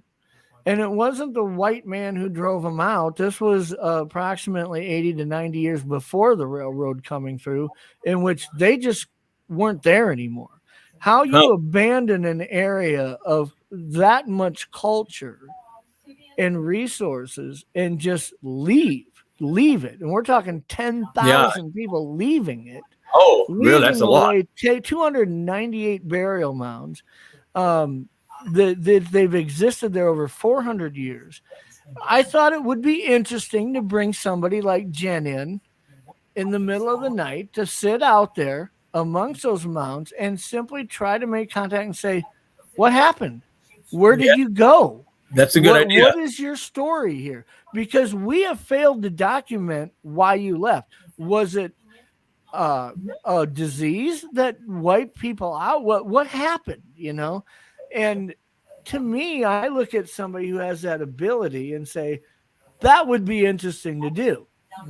Whether you believe they can do it or not, to say, come in here and try to do this and see what they come up with. And the plan was to take 3 different people who are remote viewers who have that capability and put them in different areas in the same night and the next morning without them talking to each other, compare what they came up with. Yeah, that's a good idea. If they all were coming up with, I was told that they left because of this, and this is being shown over and over by all 3 of them, that'd be intriguing. It would be. That might change a non-believer's view on the ability to do something like that. But no, so again, it's a subject that I look at and say, I don't have experience with. And I think that's kind of how you approached it. You had a remote viewer on the property. This is what happened. You're not saying, hey, I believe him, I don't believe him. What you're saying is, this is what happened. Exactly right. Exactly what how I'm taking it. Yep. Yeah. Now I'm going to tell you about John Badger's sighting last year. They were walking back to the state land there along the fence line, maybe about 9 o'clock. It ain't dark, and he's seen one jump across the fence like a sprinter. Went in the woods, and that's as far as that went. So it just hurdled it. Yeah, with his arms back like this. It's like a sprinter with, like you see at the outstretching of legs, doing it in stride. You're saying, yep. Well, it was like jumped the fence and sprinted across the fence and was gone. So here's the weird part of this. He sent me the GPS coordinates the next morning, and I think he sent them to Doug. And I'm back there with my GPS getting right to the exact spot, and a plane flies around me. It flies around so low I can see the guy's face. I wave at him. He don't acknowledge me, but he flies around me 8 times in the exact same GPS coordinates. And then I got flight aware so I can look at what's going on there. That plane was rented from Bemidji to my place and then back again. Now, what's going on there? I don't know. Yeah, I don't. I have. I don't. You know, there was. Am I being monitored? In my research, I had in an issue where it seemed like there were several instances that one on its own you look at and say, well, I don't know the answer to it. Hard to draw a conclusion. But then you see 2 or 3 different displays where you're looking at and you can't come up with that plausible explanation. It does feel like there's something that's monitoring something's interfering with a process. Mm-hmm. I don't have concrete answers to that. I can tell you I've openly shared the instances that happened throughout my research process. Been very open about what happened. I've had people be critical of it and say, oh, you're crazy if you think this or that. But then I've also heard the people that are critical of it offer opinions like, I believe the government knows where every Bigfoot individual is in existence in North America, and the government has told them remain elusive or we're going to have to intervene. And I'm thinking, how can you draw that conclusion and yet tell me that because somebody took my picture or I had a drone flying over me that I'm being paranoid? I don't get where that comes from, you know? Yeah, yep, me either. But Doug has shared times in which he doesn't look at it and say, oh, this was the government or this was Big Brother. He just shares, this is what happened, right? Yeah, he's had live cameras where it appears that there is a drone hovering in front of a camera at 3 a.m. before. And what's it doing there? Yeah. How did it even know there was a camera there to be in front of? You know, I mean, there are things that you hear about that you say, that's really weird. Like, it seems like that would lead to an explanation that would involve being monitored by somebody for whatever reason. Yeah, because it doesn't seem like coincidence, does it? No, because I was back there. I could see his face. I waved at him. He don't acknowledge me. And he's only flying around me 8 times in a circle, the same spot where that Sasquatch jumped the fence. Now, why would that be? Yeah. So I don't know. So there's nothing else. It's weird. Another question. One thing people ask me, well, Randy, you got to set out all night long. You know why I don't do it in the deer stand by myself all night long? Because I don't know what I'm getting myself into. That's exactly why I don't know what I'm. That's why I don't do it.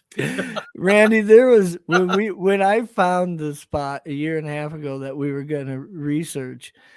I was telling Doug about the things that were happening during the first few kayak trips up into the spot and what was happening in these, what I was seeing in these return visits, collecting these things.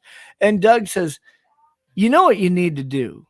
You need to just put a cot up out there in the middle of the night Don't bring any flashlights or battery stuff.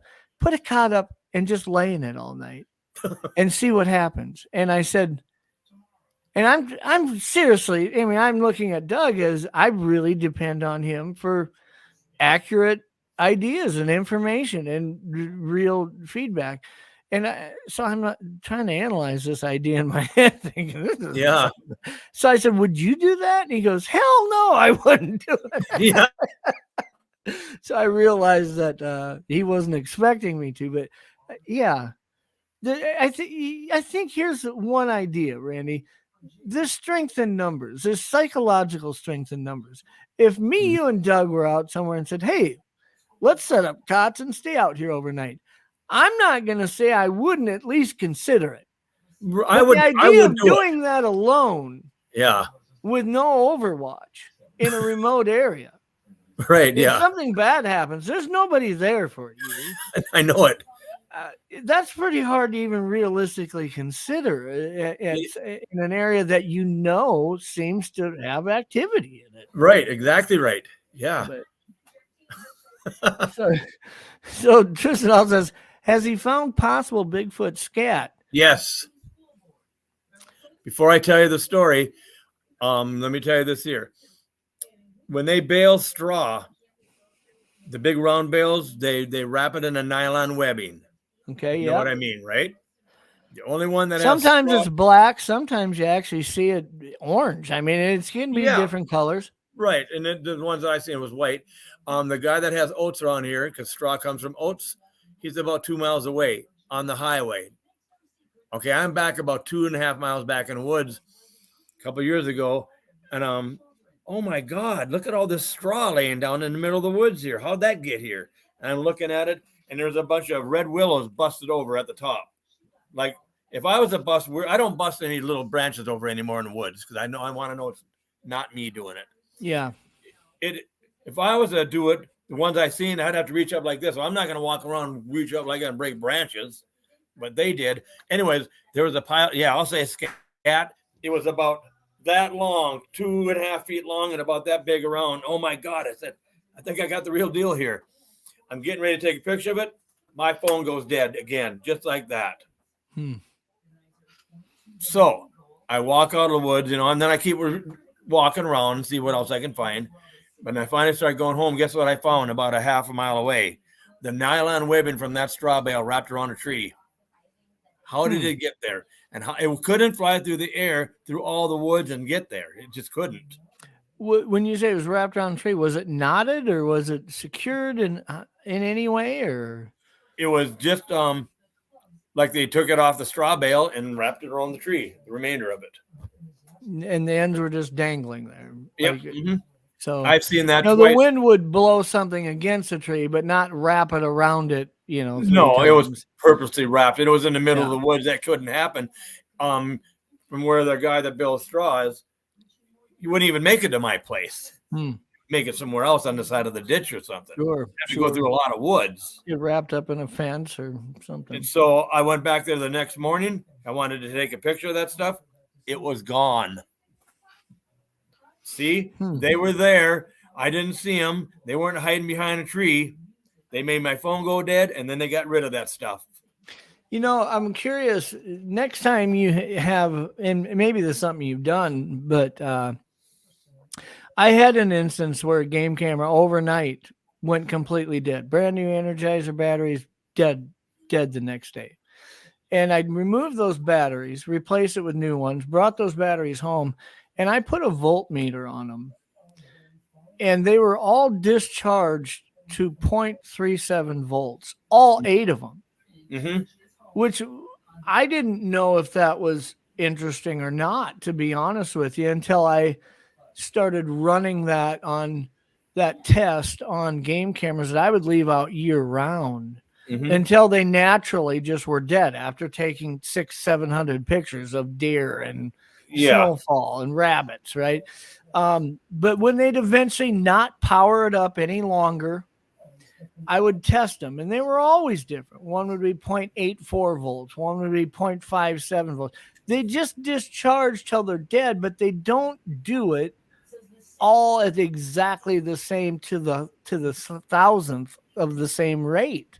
Mm-hmm. And to see 8 batteries discharged at 0.37 volts to where that's not enough to power it up, but yet all 8 are exactly identical That's something there. was really weird. I mean, I've never been able to recreate it. I've talked to Doug about it. He said he's never heard, and I have heard, and this is what eats me to no end is I can't remember who it was, but I remember hearing another researcher say at one point, this is after this happened to me, that they had game camera batteries discharged and they put a voltmeter on them and they were all the same. Discharged to the same, dead rate.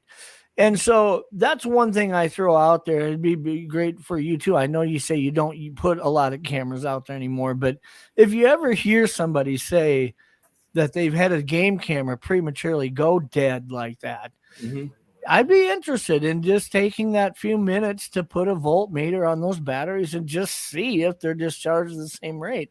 I'm not saying that there's a natural explanation to that. I'm just saying that I know naturally that's almost completely impossible to do. Yeah, that is. I mean, I'm on this. I don't do it on the 40 acres, but on the state land, I would. That's how I got that meat, and that's how I got the hand and all that back there. Okay, I got something to tell you.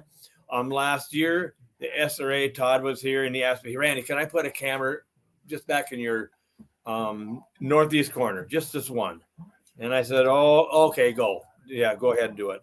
And he put a bag of apples by the camera, 10, 15 feet away on the trail. So it was couple weeks, nothing's happened. They were still there. And then one day I'm walking back in the woods, and I decided to go through the woods from the south all the way through the woods to where those apples were. And I get halfway there, and I find an empty bag of apples. And I said, oh, my God, those SRA guys, they snuck another camera here somewhere in a different bag of apples. That's what I thought. I'm looking around, and I don't see nothing. So I finally keep on going to where his camera was and that bag of apples were. Guess what? That empty bag I seen that was in another tree was the bag that Todd had put up in a different spot. Wow. So they took all the apples out and that empty bag and put it in a different tree. And guess what? The batters are drained dry, and there wasn't one picture. Yeah, you hear accounts like that. You hear people share stories of, I'm not saying exactly the same thing, but those types of experiences.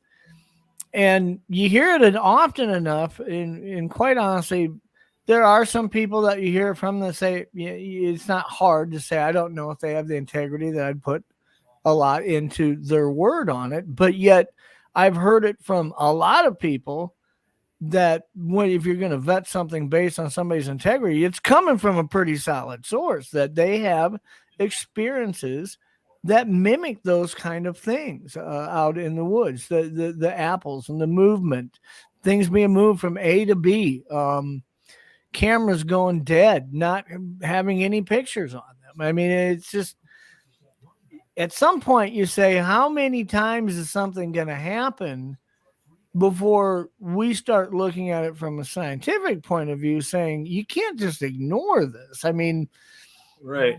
An interesting discussion I had yesterday with somebody was one of the first times I've really thought about this.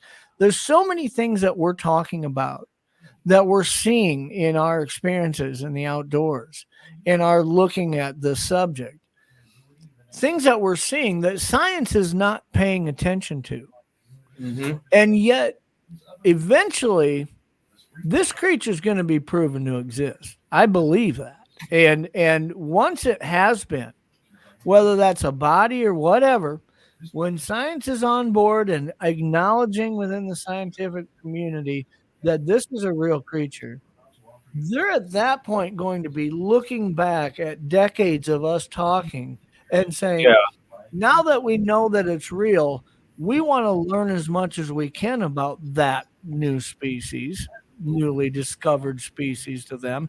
And they're going to look at these conversations about, these are the sounds that it made.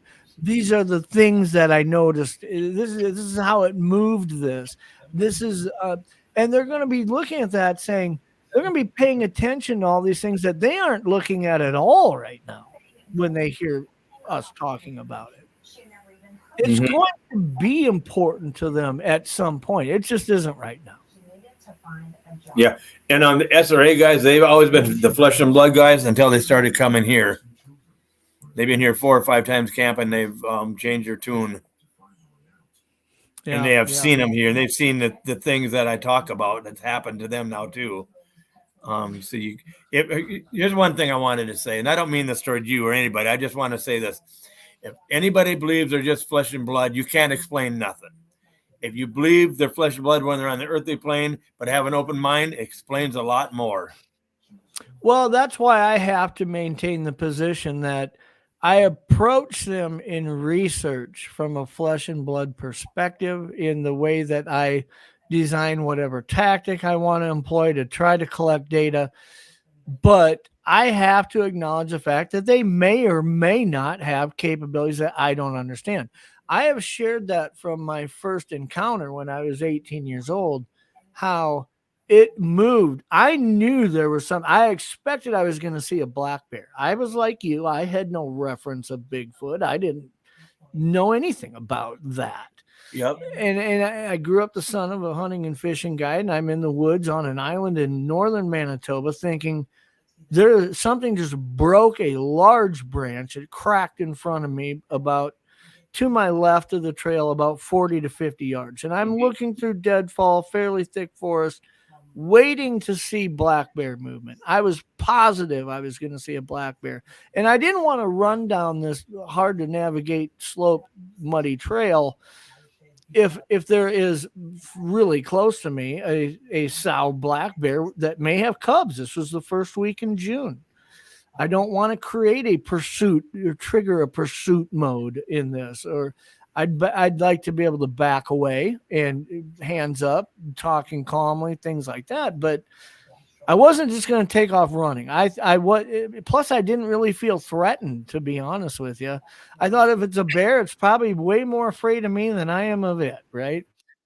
And so I'm watching this over and over and over in this one area that I was positive it was. And after about 2 full minutes, when I turned and looked 90 degrees up this trail, this thing standing 15 feet in front of me. Now, when I reflect back on that and say, how did it get from A to B when it was so quiet? The air was wet. There was slush on the ground that morning. It was completely calm. Talking in this tone of voice, 100 yards away, you would easily hear me. How did it move through all that deadfall from A to B? Is there a supernatural way that it can do that? Because physically, it seems like I would have heard it. And yet I also have to apply this view of, and hopefully Randy pops back on. He just lost connection again. But I also look at it from looking at my military experience. When I was stationed at Fort Benning, working at the airborne school, I worked a lot of times out on the ranges with the 1st and 2nd of the 75th Ranger Battalion. And I'd see guys that were in those units for 6 months not move very stealthily at all. Well, I've seen other guys who were in these Ranger units who've been there 13, 14 years, and you see how they can move from A to B through the woods completely undetected. And so I look at it and say, I can see for something that exists in the woods 24/7, decade after decade, it may be able to get so good at moving from A to B without making a sound that just from a human earthly aspect, I look at that and say, I can't wrap my head around the ability to do that. I don't know how to do that. But I can't say that there isn't a supernatural explanation as to how they do that. I'm not going to eliminate from the equation. I'm not going to that and saying that's what happened, but I'm being open-minded to the idea that it's possible it didn't walk from A to B, that it's moved there in a different way that I don't understand. I'm not saying it's likely. I'm not saying I've seen it happen, but I'm open-minded to a conversation that contains that as a possibility. Now, that's different. You've seen these representations where they've done things like this, so you have a different opinion on it. But I'm simply bringing that up because there's a lot of different angles that people view these subjects when they hear us talk about this stuff on our podcast tomorrow morning, when they're hearing us talk about it and they're chatting, writing down what they feel could be an explanation in the chat. A lot of different perspectives and viewpoints that are applied here. They're not all like mine or like yours or like whatever. It's a great representation of thinking and ideas. But you have to be open to something that's beyond what you claim to be, what you claim to know. This is a subject that has very little facts that we apply to it.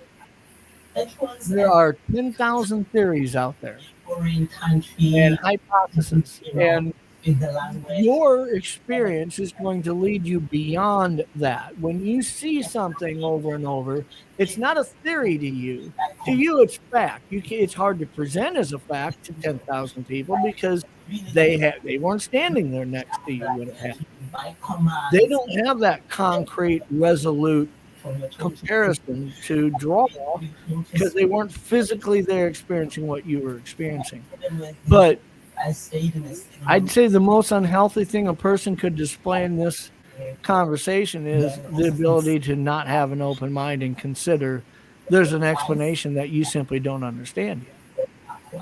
Yeah, I'm going to tell you. I got time to tell you something else? Sure.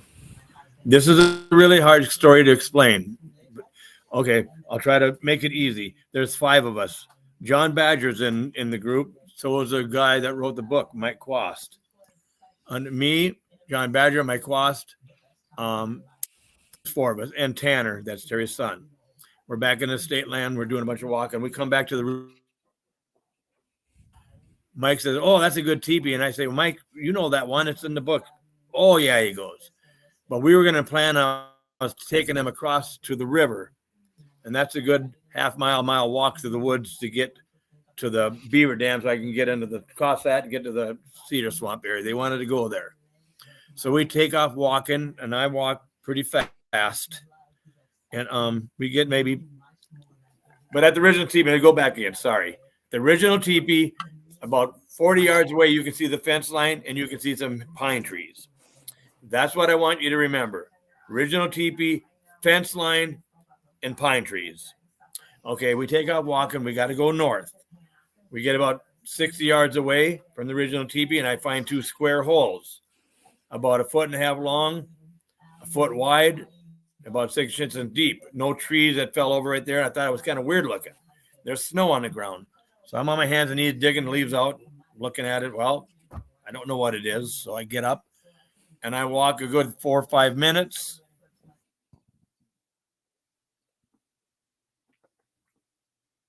Well, your audio cut out there, Randy. Can you hear me? You froze up here. Let's see if it comes unfroze. Oh, there you are. Oh, there you are. Yeah, Okay. You froze up. So you were talking about the 5 minutes and then what? Yeah. I get up and I walk quick. It's just me. And I'm walking about 5-6 minutes. So we're getting about almost 300 yards away in the woods going north. And those guys are a ways behind me. And I'd yell at them, "You guys got to get up here. There's a massive teepee here. I'd never seen it before. It's crazy big."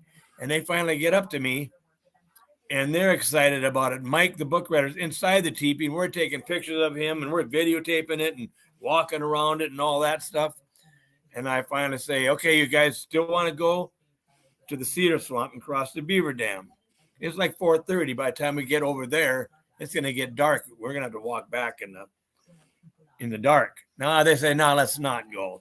So I said, "Okay, we got to walk south." So we had to walk quite a ways to get to the fence line. And we did. We finally get home. Those guys go. I'm looking at my phone at the pictures and the video I took of Mike in the new teepee. Guess what? We were never at no new teepee. we were at the original one we had just left, because I can see the fence line in my video. I went back the next day. Did we circle around something stupid like that? I know those woods. I could walk in those woods and I could take you back in the dark. And guess what? Our tracks go north, just like I said they did. They never circled around once to that original teepee. What the heck did they do to us? I can't wrap my head around it yet. Kind of a disorientation moment that you don't have a recollection of. Right.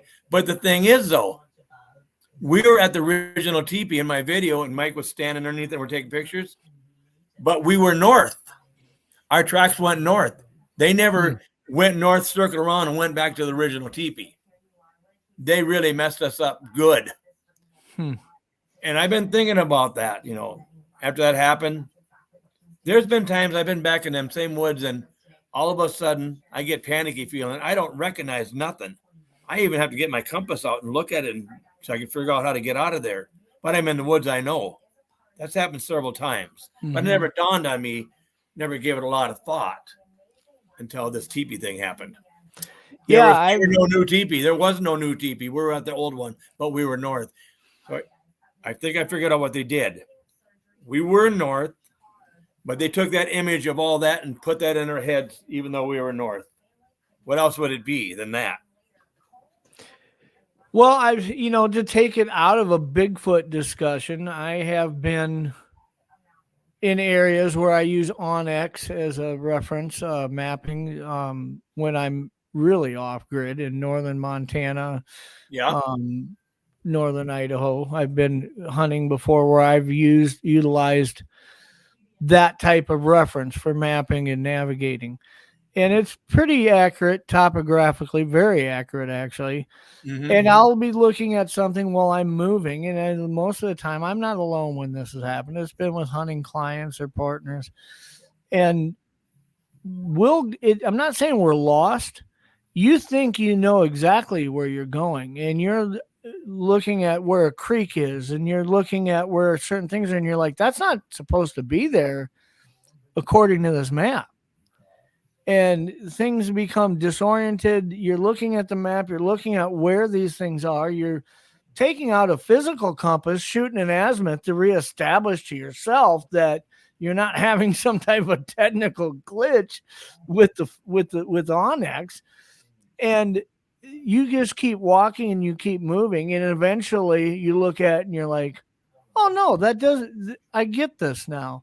But when you refer back to that half hour ago, you're like, that's not what I was seeing. That's not what I was experiencing. I've had situations like that. It's not hard to chalk it up and say, maybe I was just, maybe it's low blood sugar. Maybe there's some physical explanation of what I experienced. But in this case that you're explaining, you had video reference that you shot at this structure. That you could tell where you were when referencing that video, and when looking at the traction where you traveled doesn't appear to match. It doesn't match at all. No, it doesn't. We left. I walked good, about 60 yards. We found those square holes. I'm digging in them. I get up. I walk good 5-6 minutes, and I'm ahead of those guys. I'm all excited. I'm yelling at them, get up here. They get up there. They're excited. Mike is excited. He's inside the teepee. We're videotaping and taking pictures. We were at the original teepee. We did not see the fence line or the pine trees when we thought we were at a new teepee. We didn't see that stuff. Yeah. But the camera did. But my tracks, because I went back the next day, my tracks never made a circle. They went straight north. So it's the weirdest thing. One other thing Caillou has asked, well, I guess I had it up there. Does Randy have any neighbors? And if so, has he ever talked to them about, have you ever talked to bordering properties to yours that have had experiences? Oh, yeah. They have seen them too. Yeah. Yeah.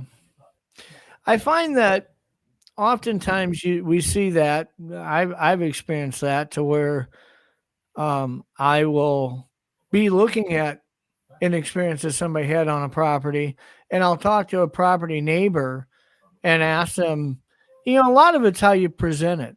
We've Mhm. talked about this on the show before. It's not a whole lot different than me or you walking into the local bait shop. You walk in there and ask anybody with your phone up and your camera on, does anybody believe in Bigfoot? There might be a lot of people that believe in Bigfoot. They're not raising their hand.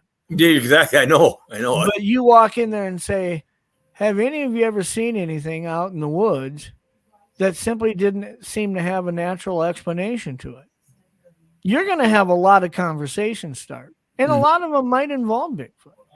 But there's it's a lot of it is how you approach that conversation with people. Mm-hmm. The nice thing about a neighbor is there already is a connection. You're not asking a stranger, have you experienced this?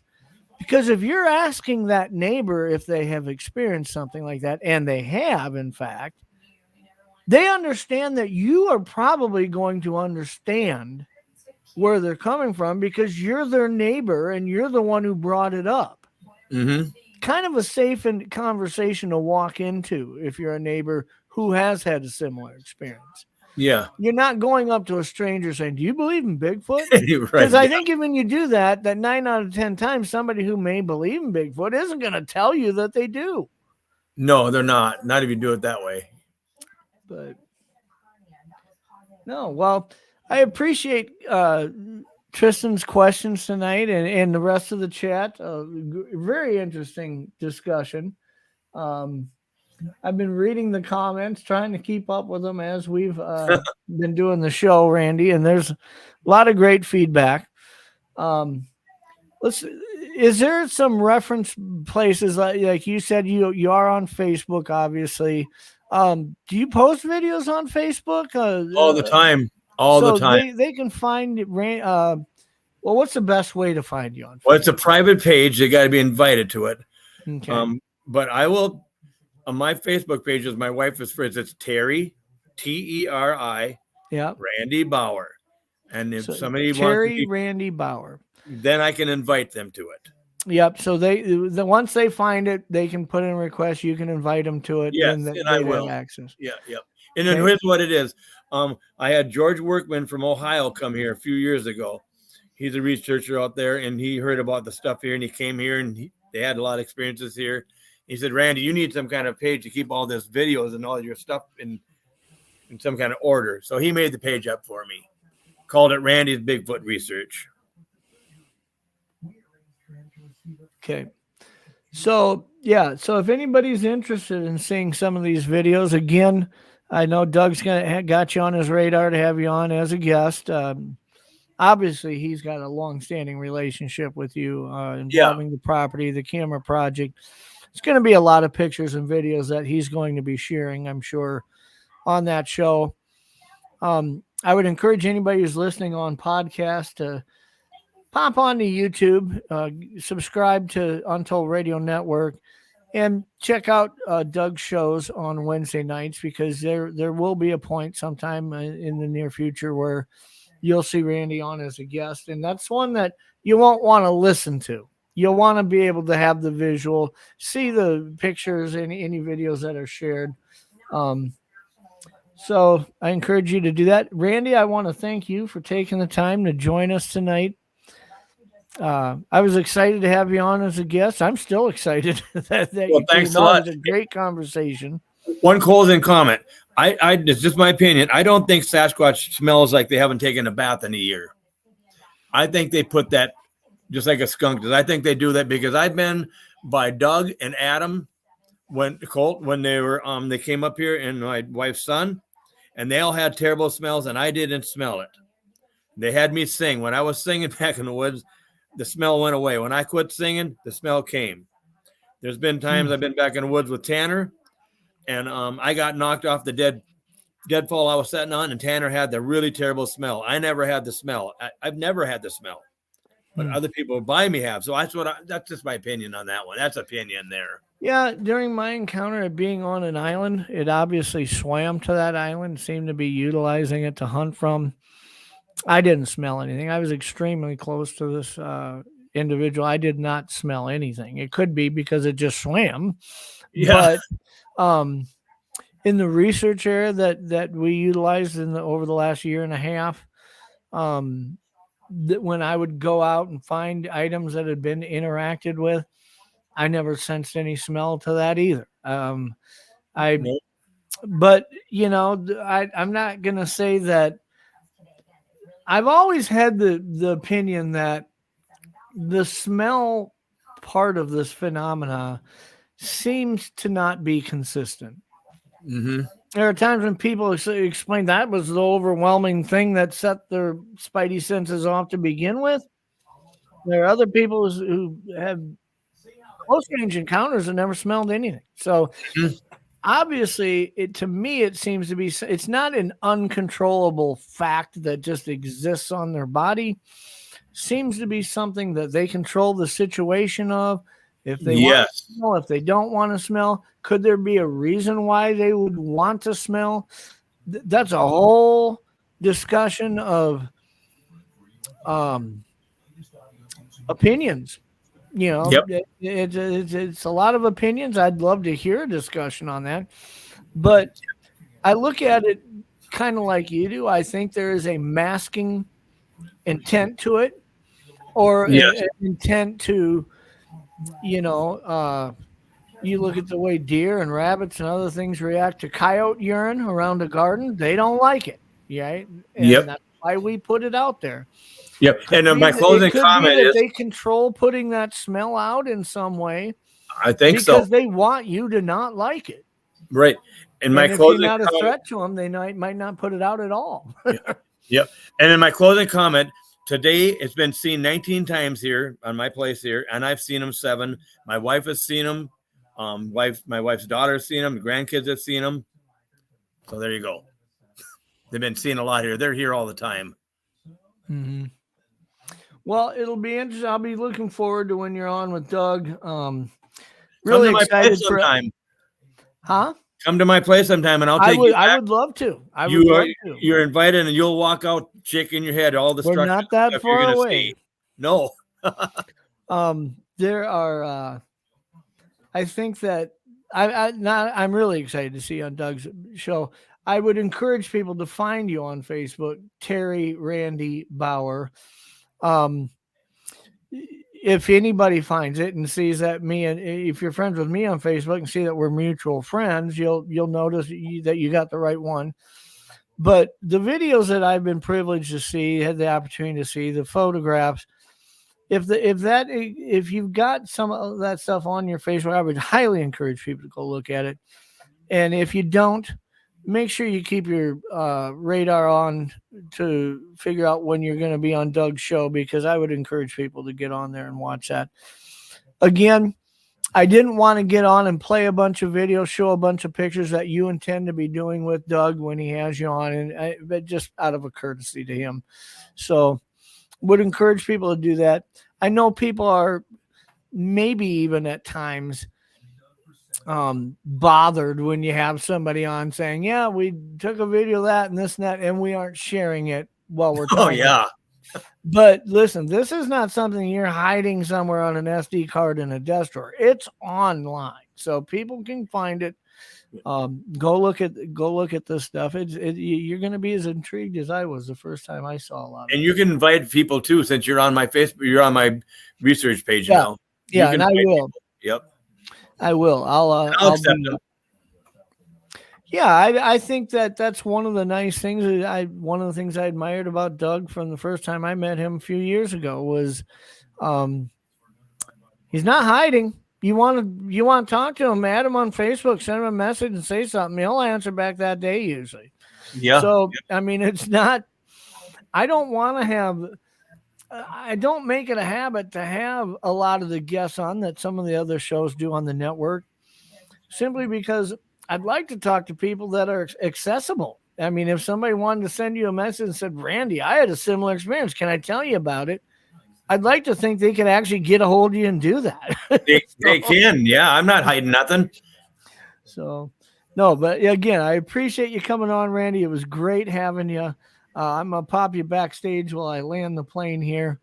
Typically we go about 2 hours. We're approaching 2 hours and 45 minutes. So, Jeez, yeah. but it was a great discussion. I think people were intrigued by it, and I'm glad you're willing to stick around for it. So, Yeah, thanks a lot. okay. Well, this is the longest show I've done here on Untold, but hopefully you guys appreciate the conversation. I think that considering what we were talking about, the guests we had, it was warranted it.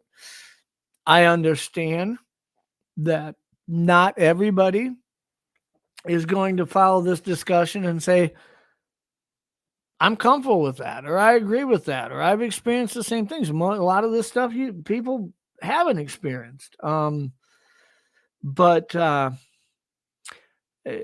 would describe Randy much as Doug did earlier tonight. When Doug pointed out, he said Randy has some very strange stories, but he is a very honest, open man with integrity. I know other researchers around this area, very respected researchers who know Randy very well on a personal level, and will say the exact same thing. They believe that he's a man of integrity. Don't have any reason not to believe him. So I'm not here telling people, oh, you have to believe this person, or or you shouldn't believe this person. Everybody's on their own journey with that. I respect that. I would encourage people, again, if there's parts of the conversation that you say, I just can't sign on to that, I respect that, but try to focus on the 80 or 90% that you could, and stop poisoning each other with the 10% that we can't, because I don't think that does our community any good at all. But I appreciate you guys being a part of the show tonight, choosing Pine Island Research. Out of all the options you had, you chose to came here, and I certainly appreciate that. You guys have a great rest of your week.